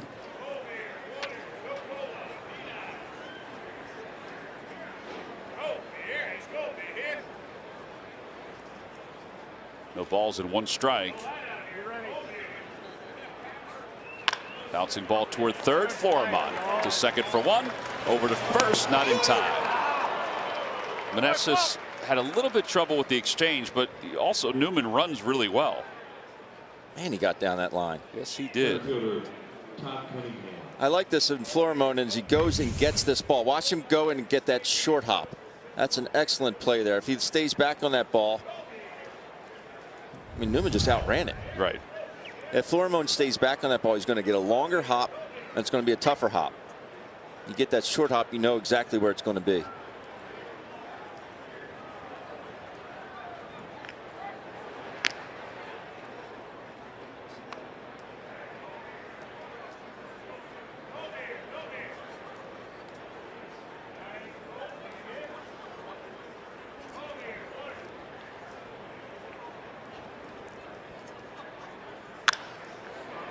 To center field, Danny Ortiz.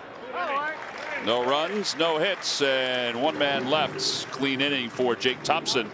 We move on to the bottom of the 6th inning. The Phillies years, and they brought themselves a lot of fans for today's game. They also brought Richard Rodriguez, coming in with an 8.10 ERA. Brian Reynolds takes over in center field. For the Pirates, now playing center field and batting ninth, number 91. Rodriguez last year with Baltimore pitched in 5 games in the big leagues and had an ERA of 14.29. Right fielder Nick Williams.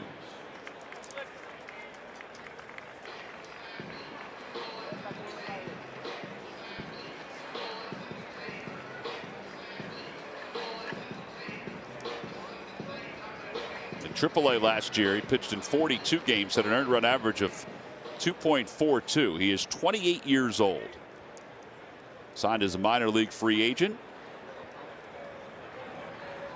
He is out of the Dominican Republic. And Nick Williams hits one foul, and it's 0-1.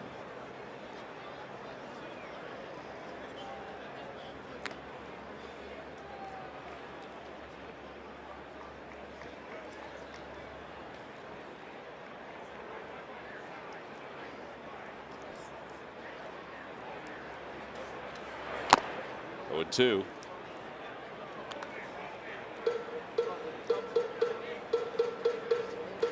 Williams is 0 for 2. He's flied to left. He is struck out. He'll be followed by Jorge Alfaro, and then Cameron Rupp's spot is due up after that. Cam does have a helmet on in the dugout. Fly ball, left center field. And one away. Catcher Jorge Alfaro. Jorge Alfaro is 0 for 2. He's fly to right and he is struck out.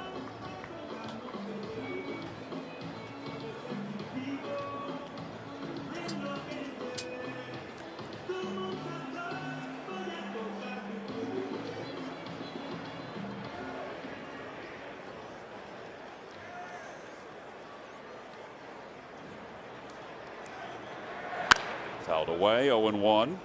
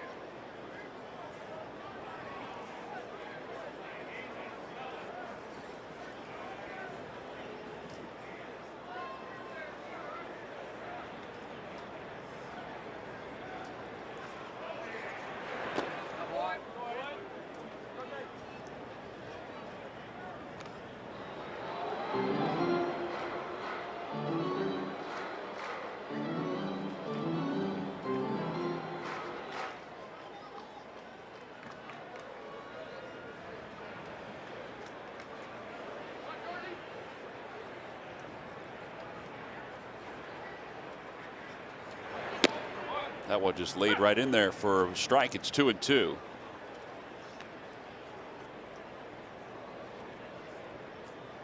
Phillies last night had a talent show that they held with the players here at the ballpark after their game against the Yankees.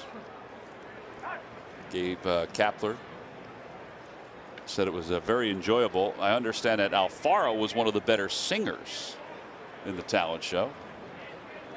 Murph alluded to the dancing earlier too. Some guys did that. It's their talent. Had a strike 3 called. Alfaro down looking. 2 away here in the 6th inning.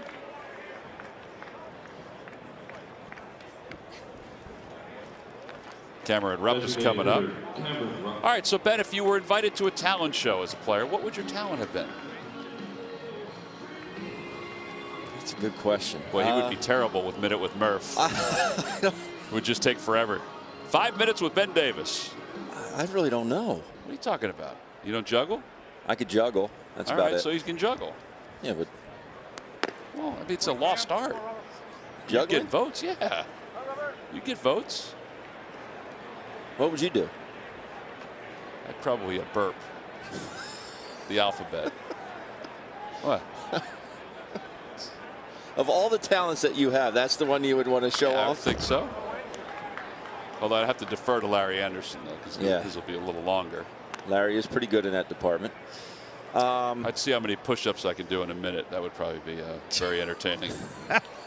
What are you laughing at, Murph? Now that's a minute with Murph that I'd like to see. Ben, you could stand around and just hold baseballs in your hand, like 7 of them at one time. Yeah. I could do that. Yeah. That wouldn't be as funny, though. It would not. Would you like juggle knives and stuff like that? No, I just do. Just Oranges? balls. Oranges I could do. What about pears? They're a little. I can handle pears. Yeah. Murph, what would your talent be? I would sing.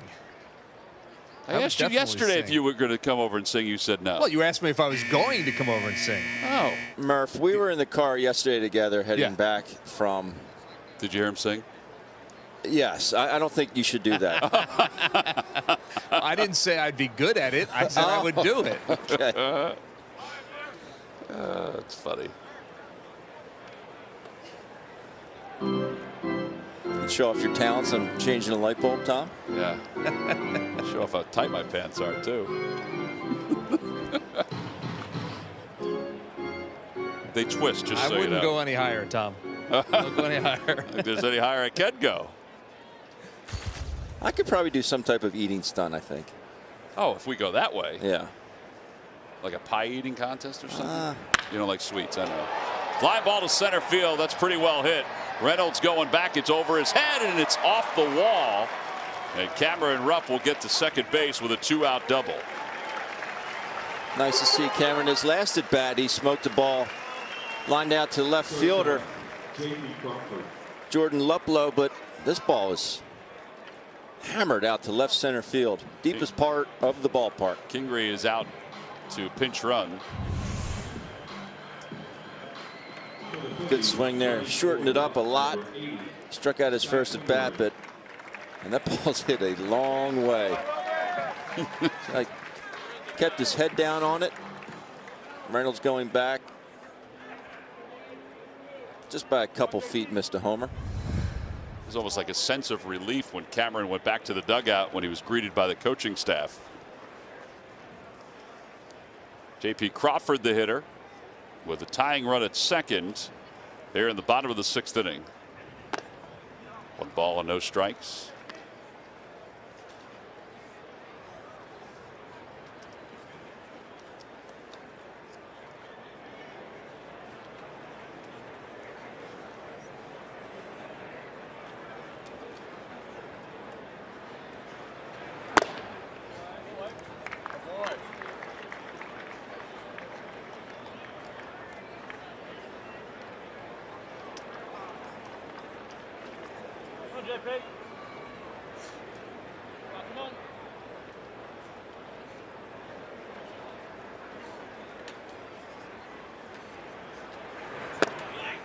Kingery's going. Nobody's covering third, so he'll be there. Boy, they do want him to try to steal more. The delay from second base. Yeah. Oh, he said, he talked to Murph. He said, you know, one thing he'd like to do, he can always feel like he can improve. I don't think I've ever seen a delay steal from second base. Really? But that's one thing he said. I could always get better at his base running. I know there's 2 outs, but any wild pitch, pass ball, a lot of ways to score here. 3-1.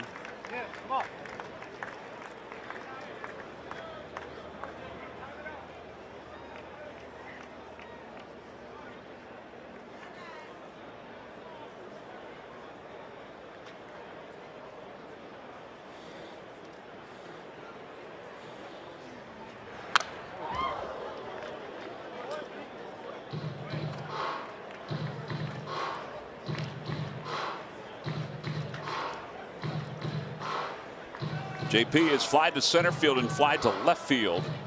The ball to left field was more of a line drive.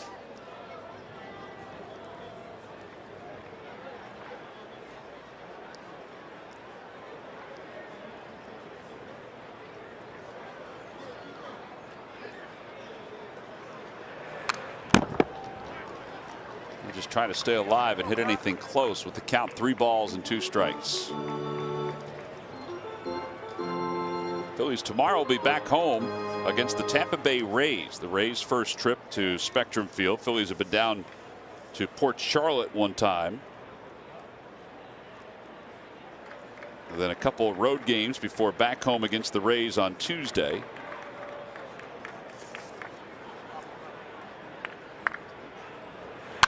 Back toward the middle, and Newman had him played perfectly, and it stops the Phils from scoring a run. They leave one over third. We'll move to the 7th inning. Pirates 5 and the Phillies 4.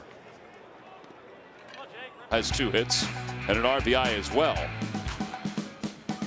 And as Jake Thompson goes back to work to face the Pirates for his 2nd inning, Logan Moore will take over behind the plate for Jorge Alfaro. There's Logan.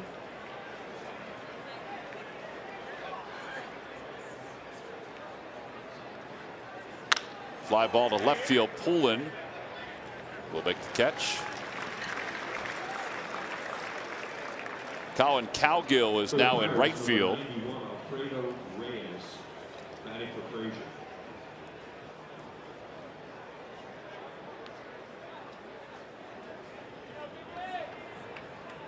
And Alvarez is at shortstop. This is Alfredo Reyes, who will be the hitter for the Pirates.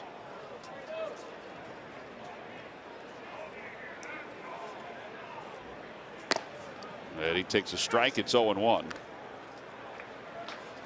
Alfredo Reyes, who last year hit .232 in Bradenton, a couple home runs.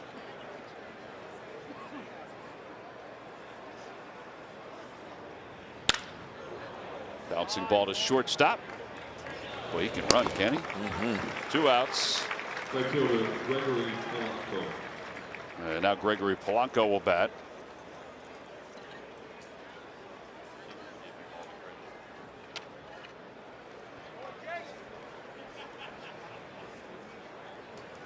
Polanco today is 0 for 3. He's grounded out and he's flied out twice.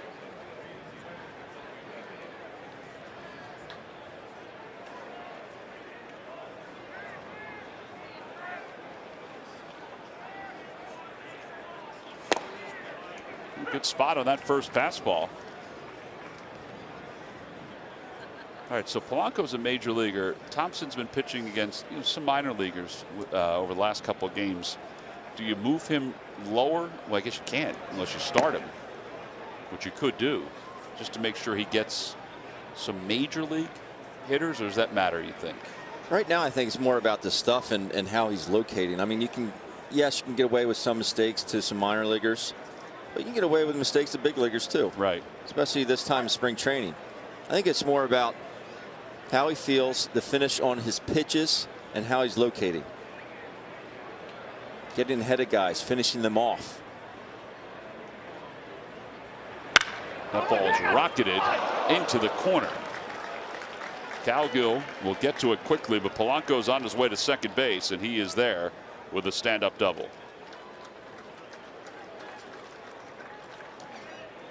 For the Pirates, batting for Luplo, number 92, Bryce Grant. Good looking swing here by Polanco. There's a pitch that's up out over the plate. Yeah, so you would think most guys would be able to hit that. Yeah. Here's Bryce Brentz, who was picked up from the Red Sox in a deal for cash. Last year with Pawtucket, he had 31 home runs, 85 RBIs. And he takes a breaking ball. It's 0-1. He has played 34 games in the big leagues, has 1 major league home run.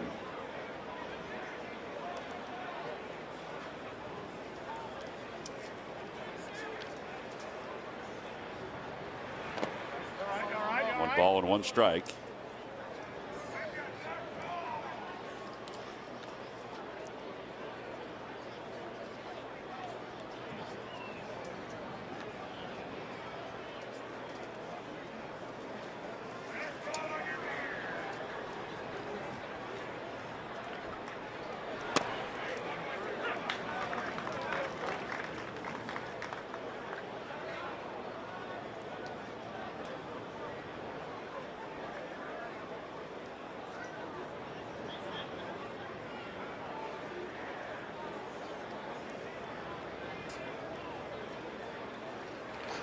Bouncing ball foul.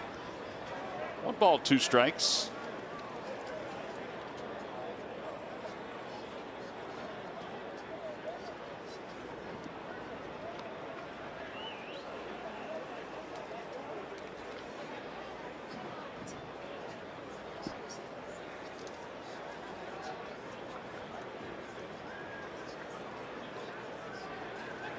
Swing and a miss. He buried that one. No runs, 1 hit, and 1 man left in scoring position. Time to stretch. We'll go to the bottom of the 7th. Phil's down 1. Which we'll get to. The first change is that Casey Sadler will take over on the mound. Sadler 3 games so far this spring. Jarek Suter takes over at first base. There he is. Eric Wood is over at third base. He takes over from Max Moroff. New shortstop is Pablo Reyes. And Aker Meneses will take the first pitch for a strike. It's 0-1. Out in left field is Bryce Brents, who we just saw. Bouncing ball toward the middle. 1 away. Smooth. The new center fielder is Jason Martin. Brian Reynolds came on. We saw him bat, so he's in right field. He moves from center field to right field.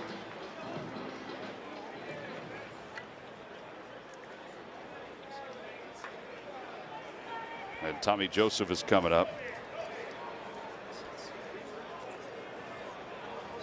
Tommy taking ground balls at third base was not just let's get some work in today, right? No.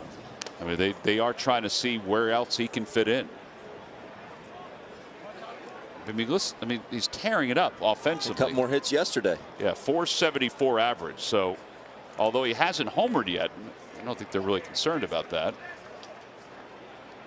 because his swings have been so good.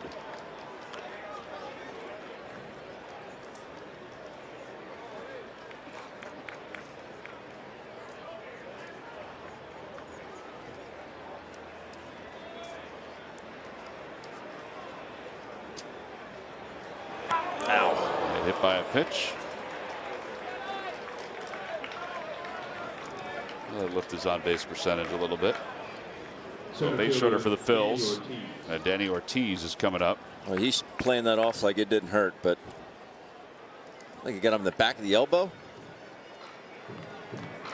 You know, I thought just square in the back, but let's take a look. Yeah. Like right in between, like back of his shoulder there, right in the lat. Lattage. Owage. All right, so Tommy's on base. Ortiz, Danny Ortiz, who has a home run so far this spring and 3 RBIs, takes strike 1. Sadler last year was coming back from an injury. He wound up pitching in 26 games, some start, some relief.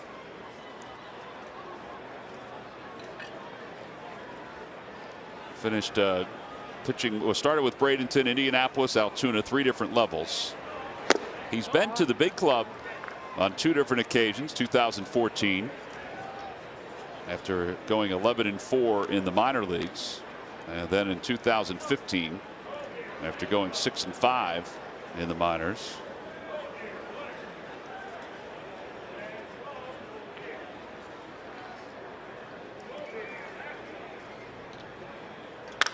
Down the right field line, foul.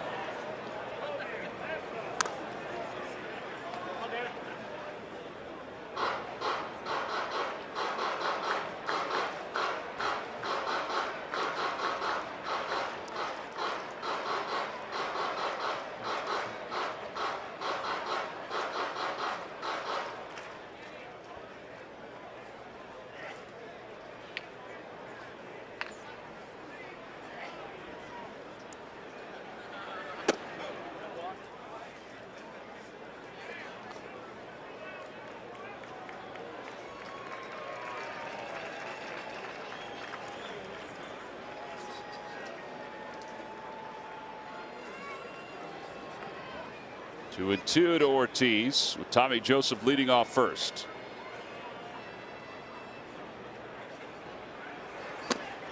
And Ortiz is struck out, 2 away. And here comes Andrew Poulin.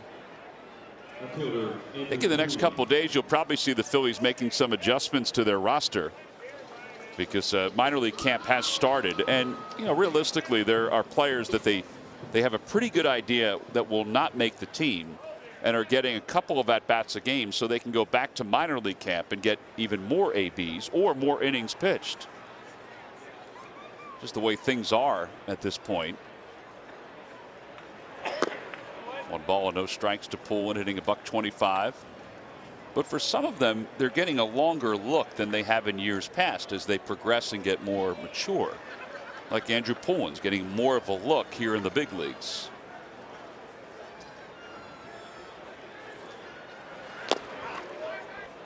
Two and 0. Well, as the starters, the regulars, you would say, start to play more innings, and there's just not a need to have all those bodies in the dugout. Plus, you want them to get ready to rock and roll and play every day in minor league camp. Yeah, because you're only a few weeks away from getting it going.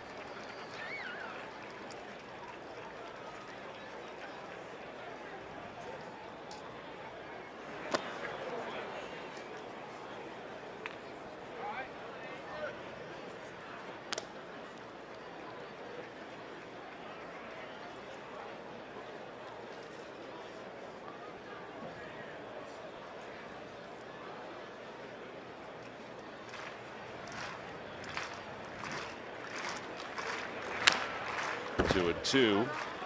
He's got some sink on that fastball, doesn't he? He does.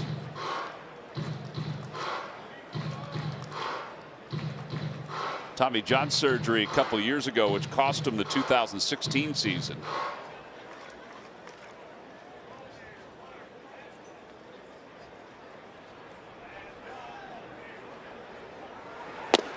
And a strike 3 call. So Poulin's down looking. No runs, no hits, and 1 man left. We've played 7 here at Spectrum Field. The Pirates 5. Scream I can eat. As we begin the top of the 8th inning.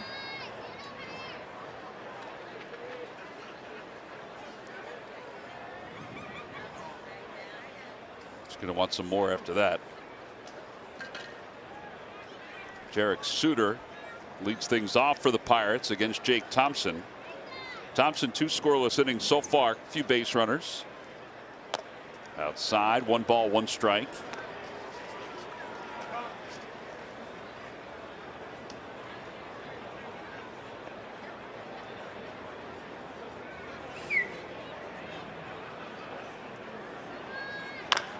Over to third base, big hop for Florimon. 1 away. And that'll bring Christian Kelly to the plate. Catcher Christian Kelly.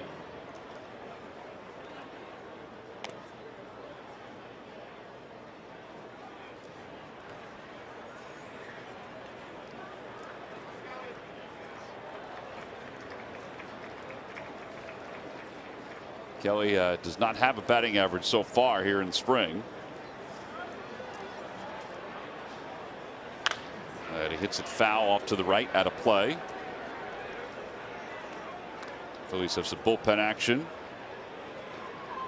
One of the minor leaguers that they have up from the backfields is loosening up. Luke Leftwich, the right-hander.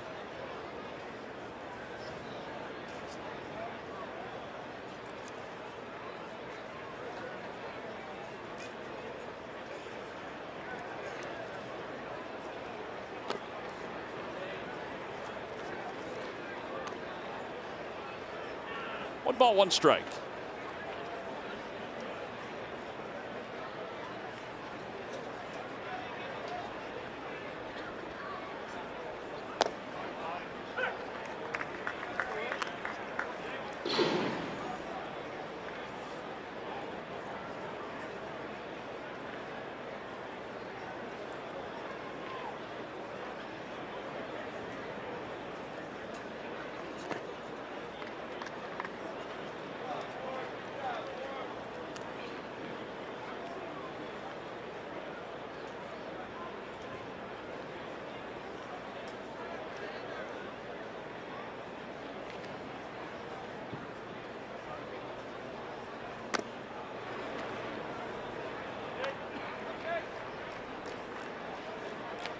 How will the Pirates fare this year in the NL Central?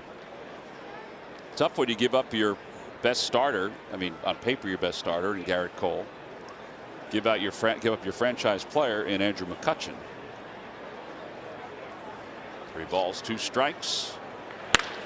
Looper out towards center field. Here comes Ortiz. He dives and they made a bounce on it. Ortiz says he had it.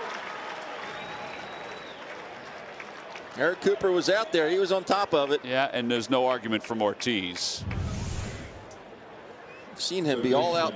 A couple of these plays in spring training. It looks like he caught it. It does look like he caught it.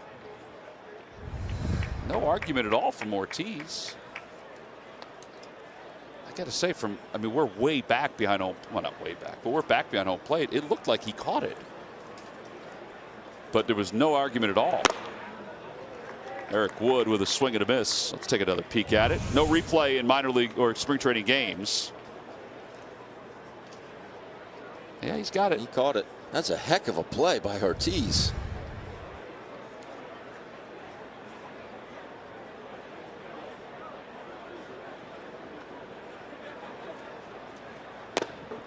Oh, and 2.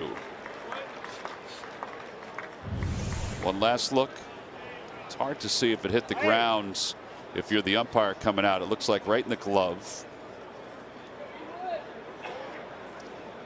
I think it's a catch. Wonder if they would have overruled it if they looked at video. Now we probably would have had they would probably have a little more access to some things.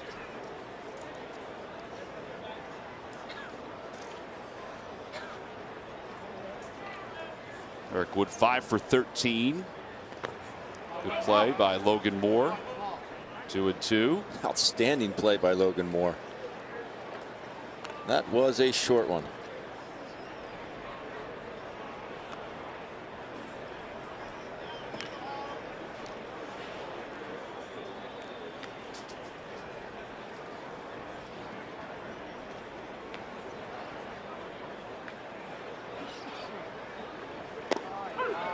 And he got Wood looking.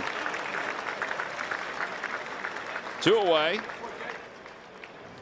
And Pablo Reyes is coming up. Take a look at this pitch from Thompson.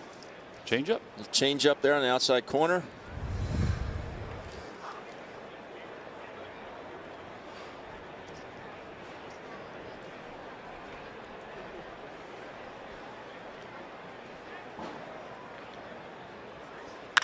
Reyes the opposite way, slicing foul. Jeez. Ball went a pretty good way, didn't it? The winds have shifted. Reyes, 24 years old, a non-roster invitee. Last year in Altoona, a .274 with 10 homers and 50 runs batted in. He had 21 stolen bases.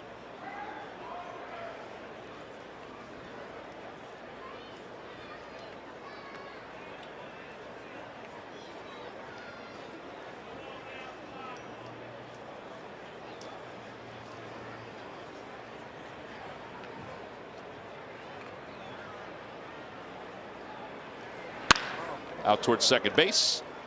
And that'll do it for Jake Thompson's 8th inning. 3 scoreless for Thompson. We'll move on to the bottom of the 8th. It's 5-4 Pirates. Jones, 5 spring training games, 4 strikeouts. As he will face Pedro Florimon to start things off for the Phillies. For the Phillies, third baseman Pedro Florimon.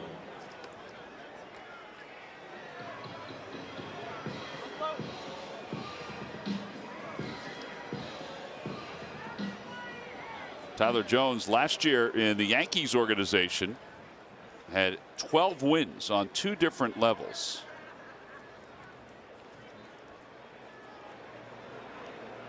And he will face Florimon to start things off. First pitch at 93 is a little low.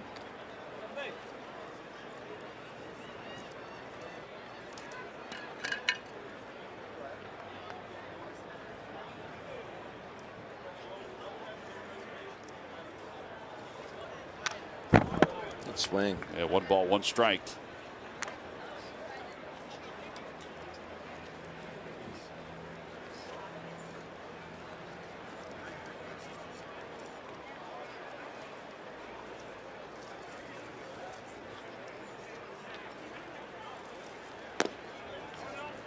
2 balls and 1 strike.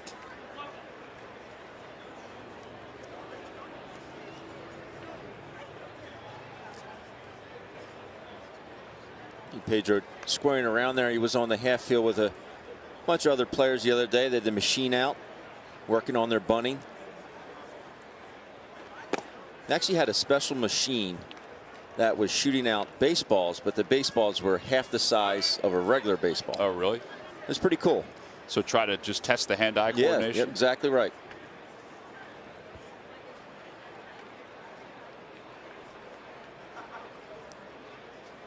Pirates picked Tyler Jones up from the Yankees in a minor league free agent deal.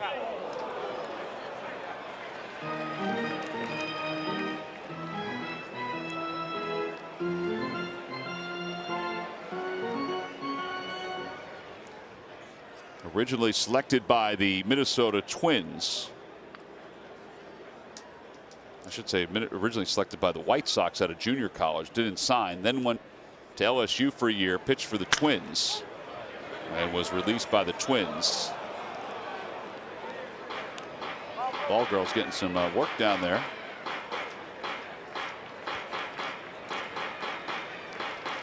Two balls, 2 strikes.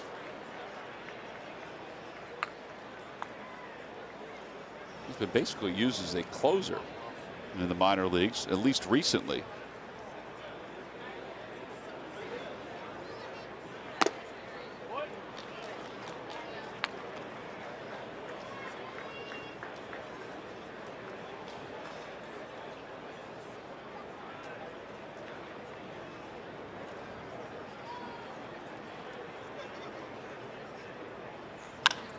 Popped it up, way up there, second base side.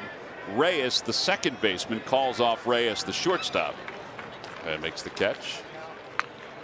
And 1 away. And Colin Cowgill is coming up. A .286 hitter this spring so far. Cowgill will be followed by Logan Moore.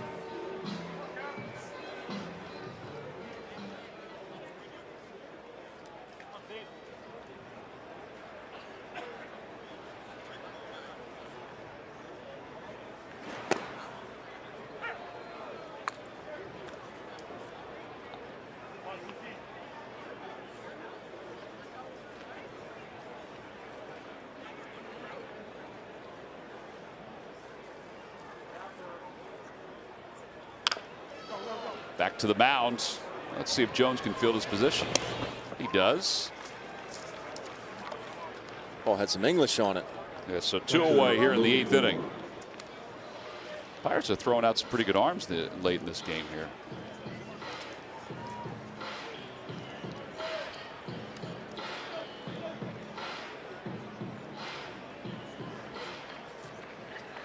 .6'4", 240 pounds.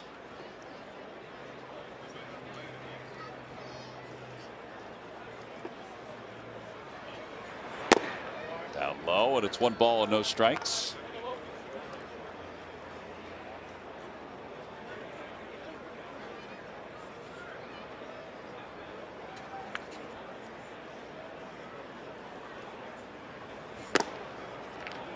One and one.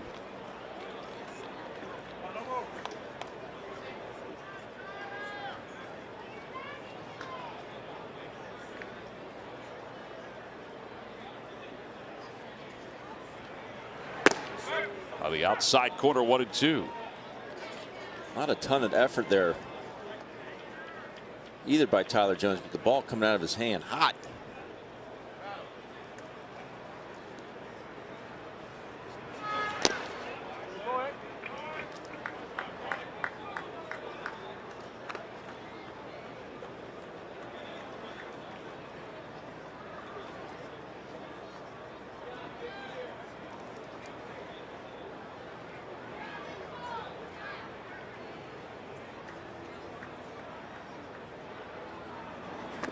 Breaking ball, and they appeal, and no swing, so 3-2.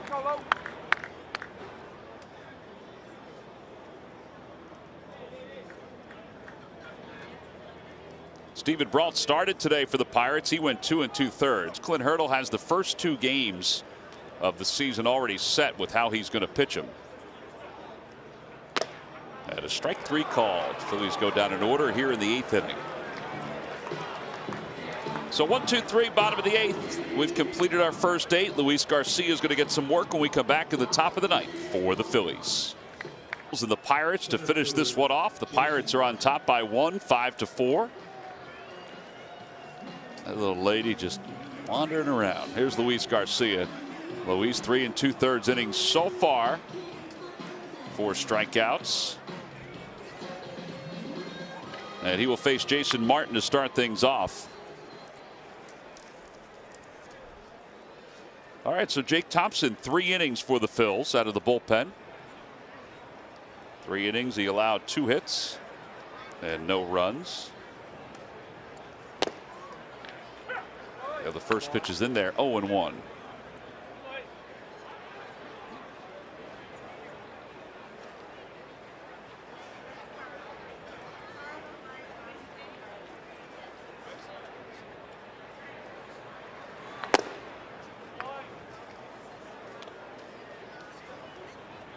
Usually don't comment on the umpires, but I think DJ Rayburn has done an excellent job today.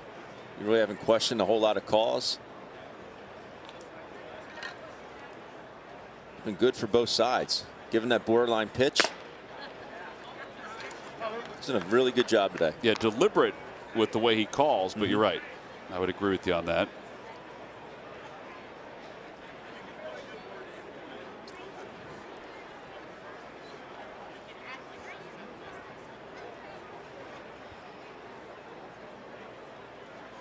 Bunts toward third, and Martin trying to bunt his way on.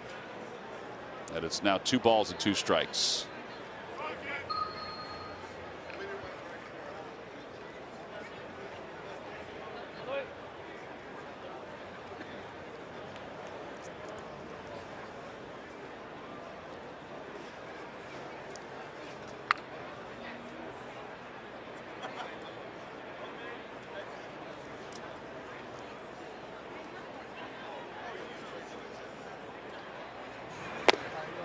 Had a strike 3 called.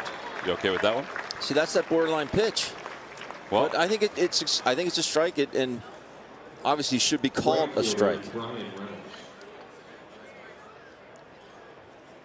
All right, so Luis gets the first out. Now Brian Reynolds, who flied out to right field in his only at bat. He is 0 for 1. Take a peek at it. Yeah, I think that's a strike. I mean, he caught it low, but it crossed the plate at the knees or above. Reynolds last year 10 homers in San Jose, 63 runs batted in. And a slider for a strike.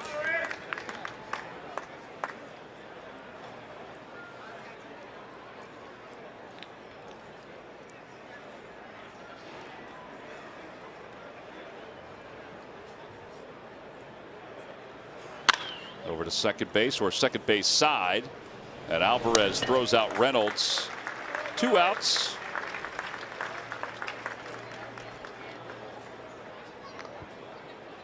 Second baseman Alfredo Reyes. And Alfredo Reyes is coming up.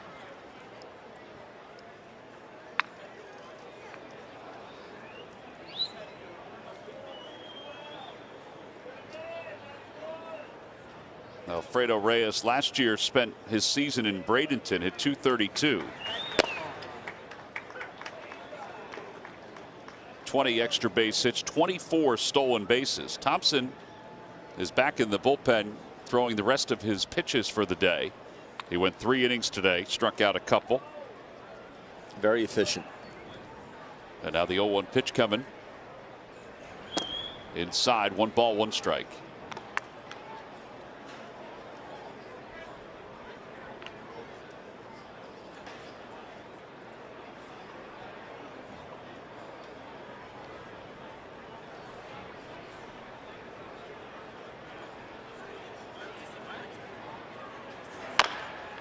Over toward third. Florimon makes the play. It's a fair ball in time. Wow, does he have a good arm.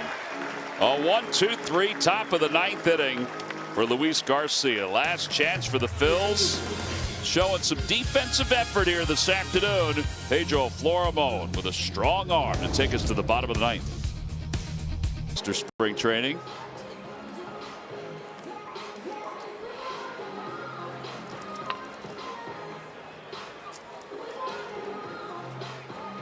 That first guy on base. It'll be Scott Kingery to lead things off.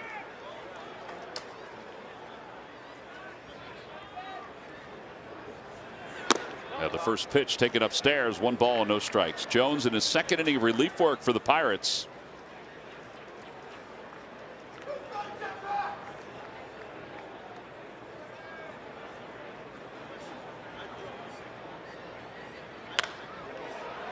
Off to the right now to play.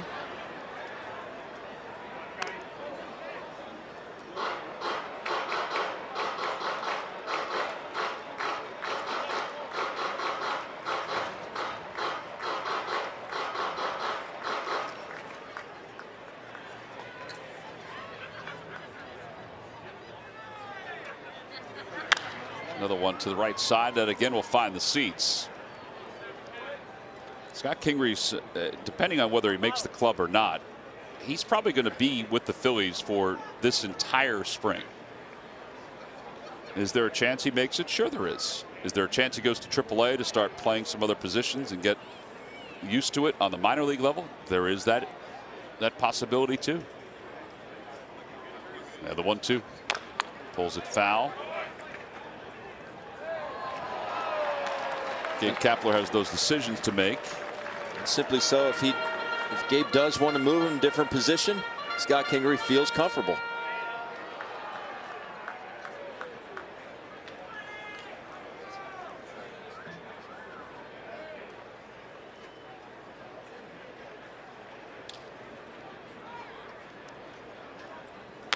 Again fouled away. Remains 1-2.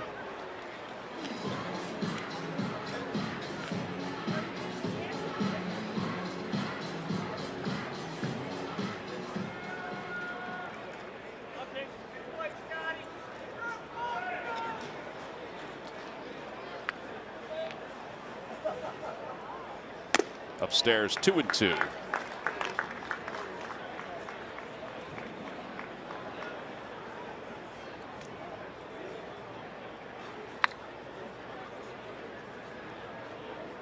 Kingery will be followed by Alvarez, who's on deck. Pulled toward the hole at shortstop, backhanded by Reyes. No way getting him. I mean, he was moving up the line. And Kingery with a base hit. That'll bring his average up from 409. When you get down in a count 1-2, refuses to go down, fouls off a couple pitches, put it in play. Let your wheels do all the talking here. Well, he may be off and running here. I mean, he didn't even need the jetpack there. I'd be surprised to see a bunt right here. So Alvarez is up. Phil's down by 1 here in the bottom of the 9th inning. Yep. And he bunts it. Well, he got tied up, didn't he? He's got to get ready sooner. Mitch Walding is out on deck. Eleazar Alvarez, 267 this spring.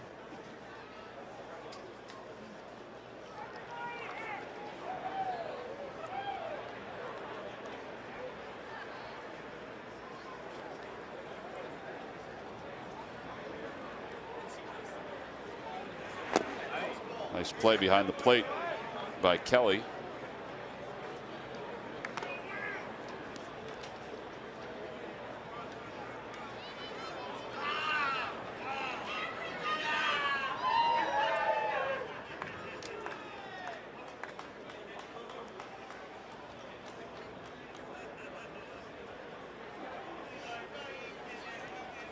Runner goes. Pitch is taken up high. Throw to second base. Off the glove of Reyes. Backed up by the other Reyes. But they had Scott Kingery. Yeah, Pablo Reyes. Throw right on the money. Good throw by Kelly. Fast release. Very quick to his feet. So he was more worried about the runner than catching the baseball. I mean, you see Scott would have been out by plenty. The Phils will take it. Yeah, stolen base puts the tying run in scoring position.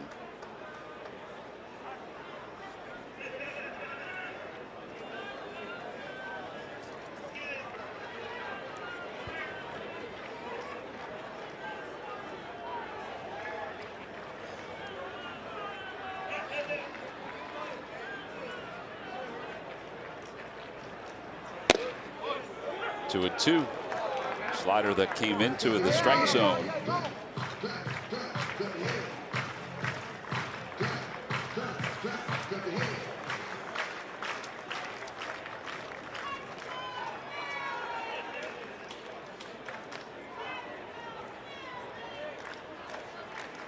Phillies have won 4 straight Grapefruit League games and try to make it 5 in a row.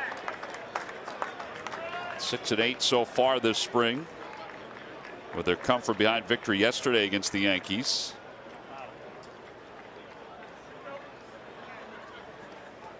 So the numbers in 1-run games for the Phils.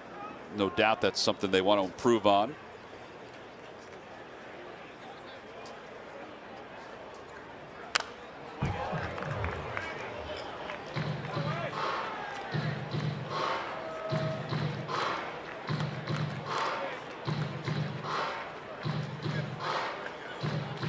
Alex McRae has been warming in the Pirates bullpen. Nobody up in the Phils bullpen at this moment.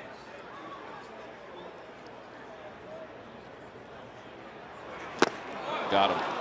He slowed it up a little bit. 1 out. Then we go to the top of the order. Mitch Walding is in the leadoff spot. Walding had a couple RBIs in yesterday's game.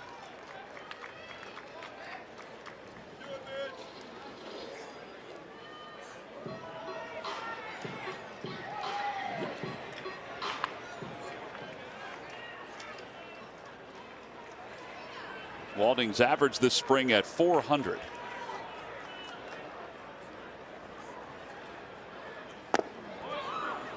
Kid's got a good breaking ball. Yeah, he's gone to that slider quite a bit this inning. Last inning, more so with the fastball. To see Mitch get one up in that jet stream out to right field here.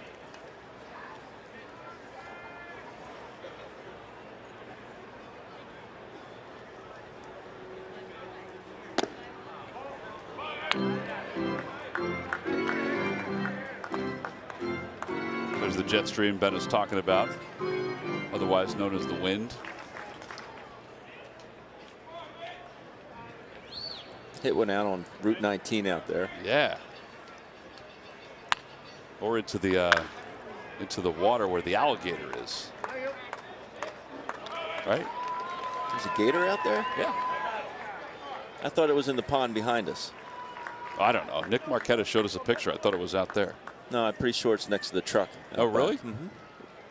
I didn't even know there was a pond outside by the production cavity. Mm-hmm. And a pool. 1 and 2.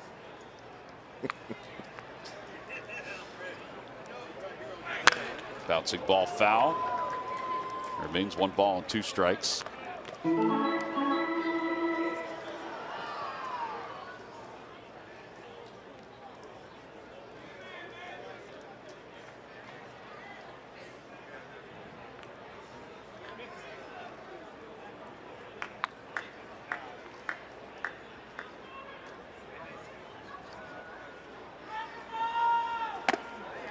Well, they wanted it upstairs. It was just a little too high. 2 and 2.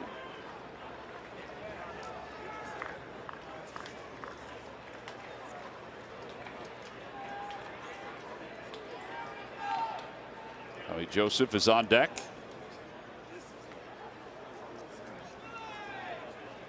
And out 2 balls, 2 strikes. Bouncing ball right side. Kingery will go over to third, but the Phils down to their final out. So it's up to Tommy, who was hit by a pitch and is only at bat. First baseman, Tommy Joseph. And Clint Hurdle's going out, and it looks like Alex McRae is going to come in to get the last out. Of course. So 2 outs here in the 9th inning, and Jones has hit his pitch count. So McRae is coming in. So we've got a pitching change. We'll be back to Spectrum Field right after this. Everybody wants to get on television, Ben. A couple of camera guys today wanted to get on TV down by the Pirates dugout. Alex McRae will take over for the Buccos with 2 outs here in the bottom of the 9th inning. He's on to face Tommy Joseph.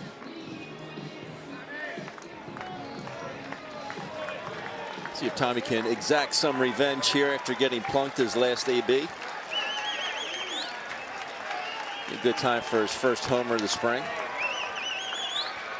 We haven't really had a walk-off yet, right? Just saying. 24-year-old Alex McRae, who last year was 10-5 with an ERA of 3.61 with Altoona in the Eastern League. Swing and a miss on the first pitch, an 87-mile-an-hour slider. Yep. And it's 0-1.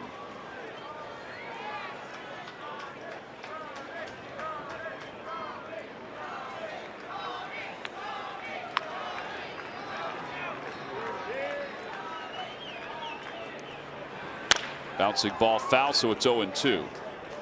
McRae, a non-roster invitee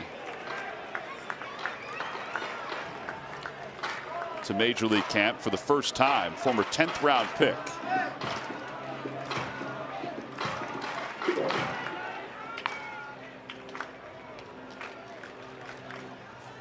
No balls and 2 strikes. Kingery over at third base. And a high fly ball off the left field line. Reyes, the shortstop, makes the catch. And the Pirates win the ball game. A 1-run victory for Pittsburgh, 5-4 over the Phils. For the Phillies here in the 9th inning, no runs, 1 hit, and 1 man left over at third base. Well, our WB Mason delivery of the game, it is Jordan Luplow's home run. That's a good one here off Hobie Milner. He knows it. Off the back fencing there, above the bullpens. That was a good one. Just sounded like it was a good shot. Yeah, that's your WB Mason delivery of the game. All right, so the Phils' 4-game winning streak is over with as they drop a 5-4 decision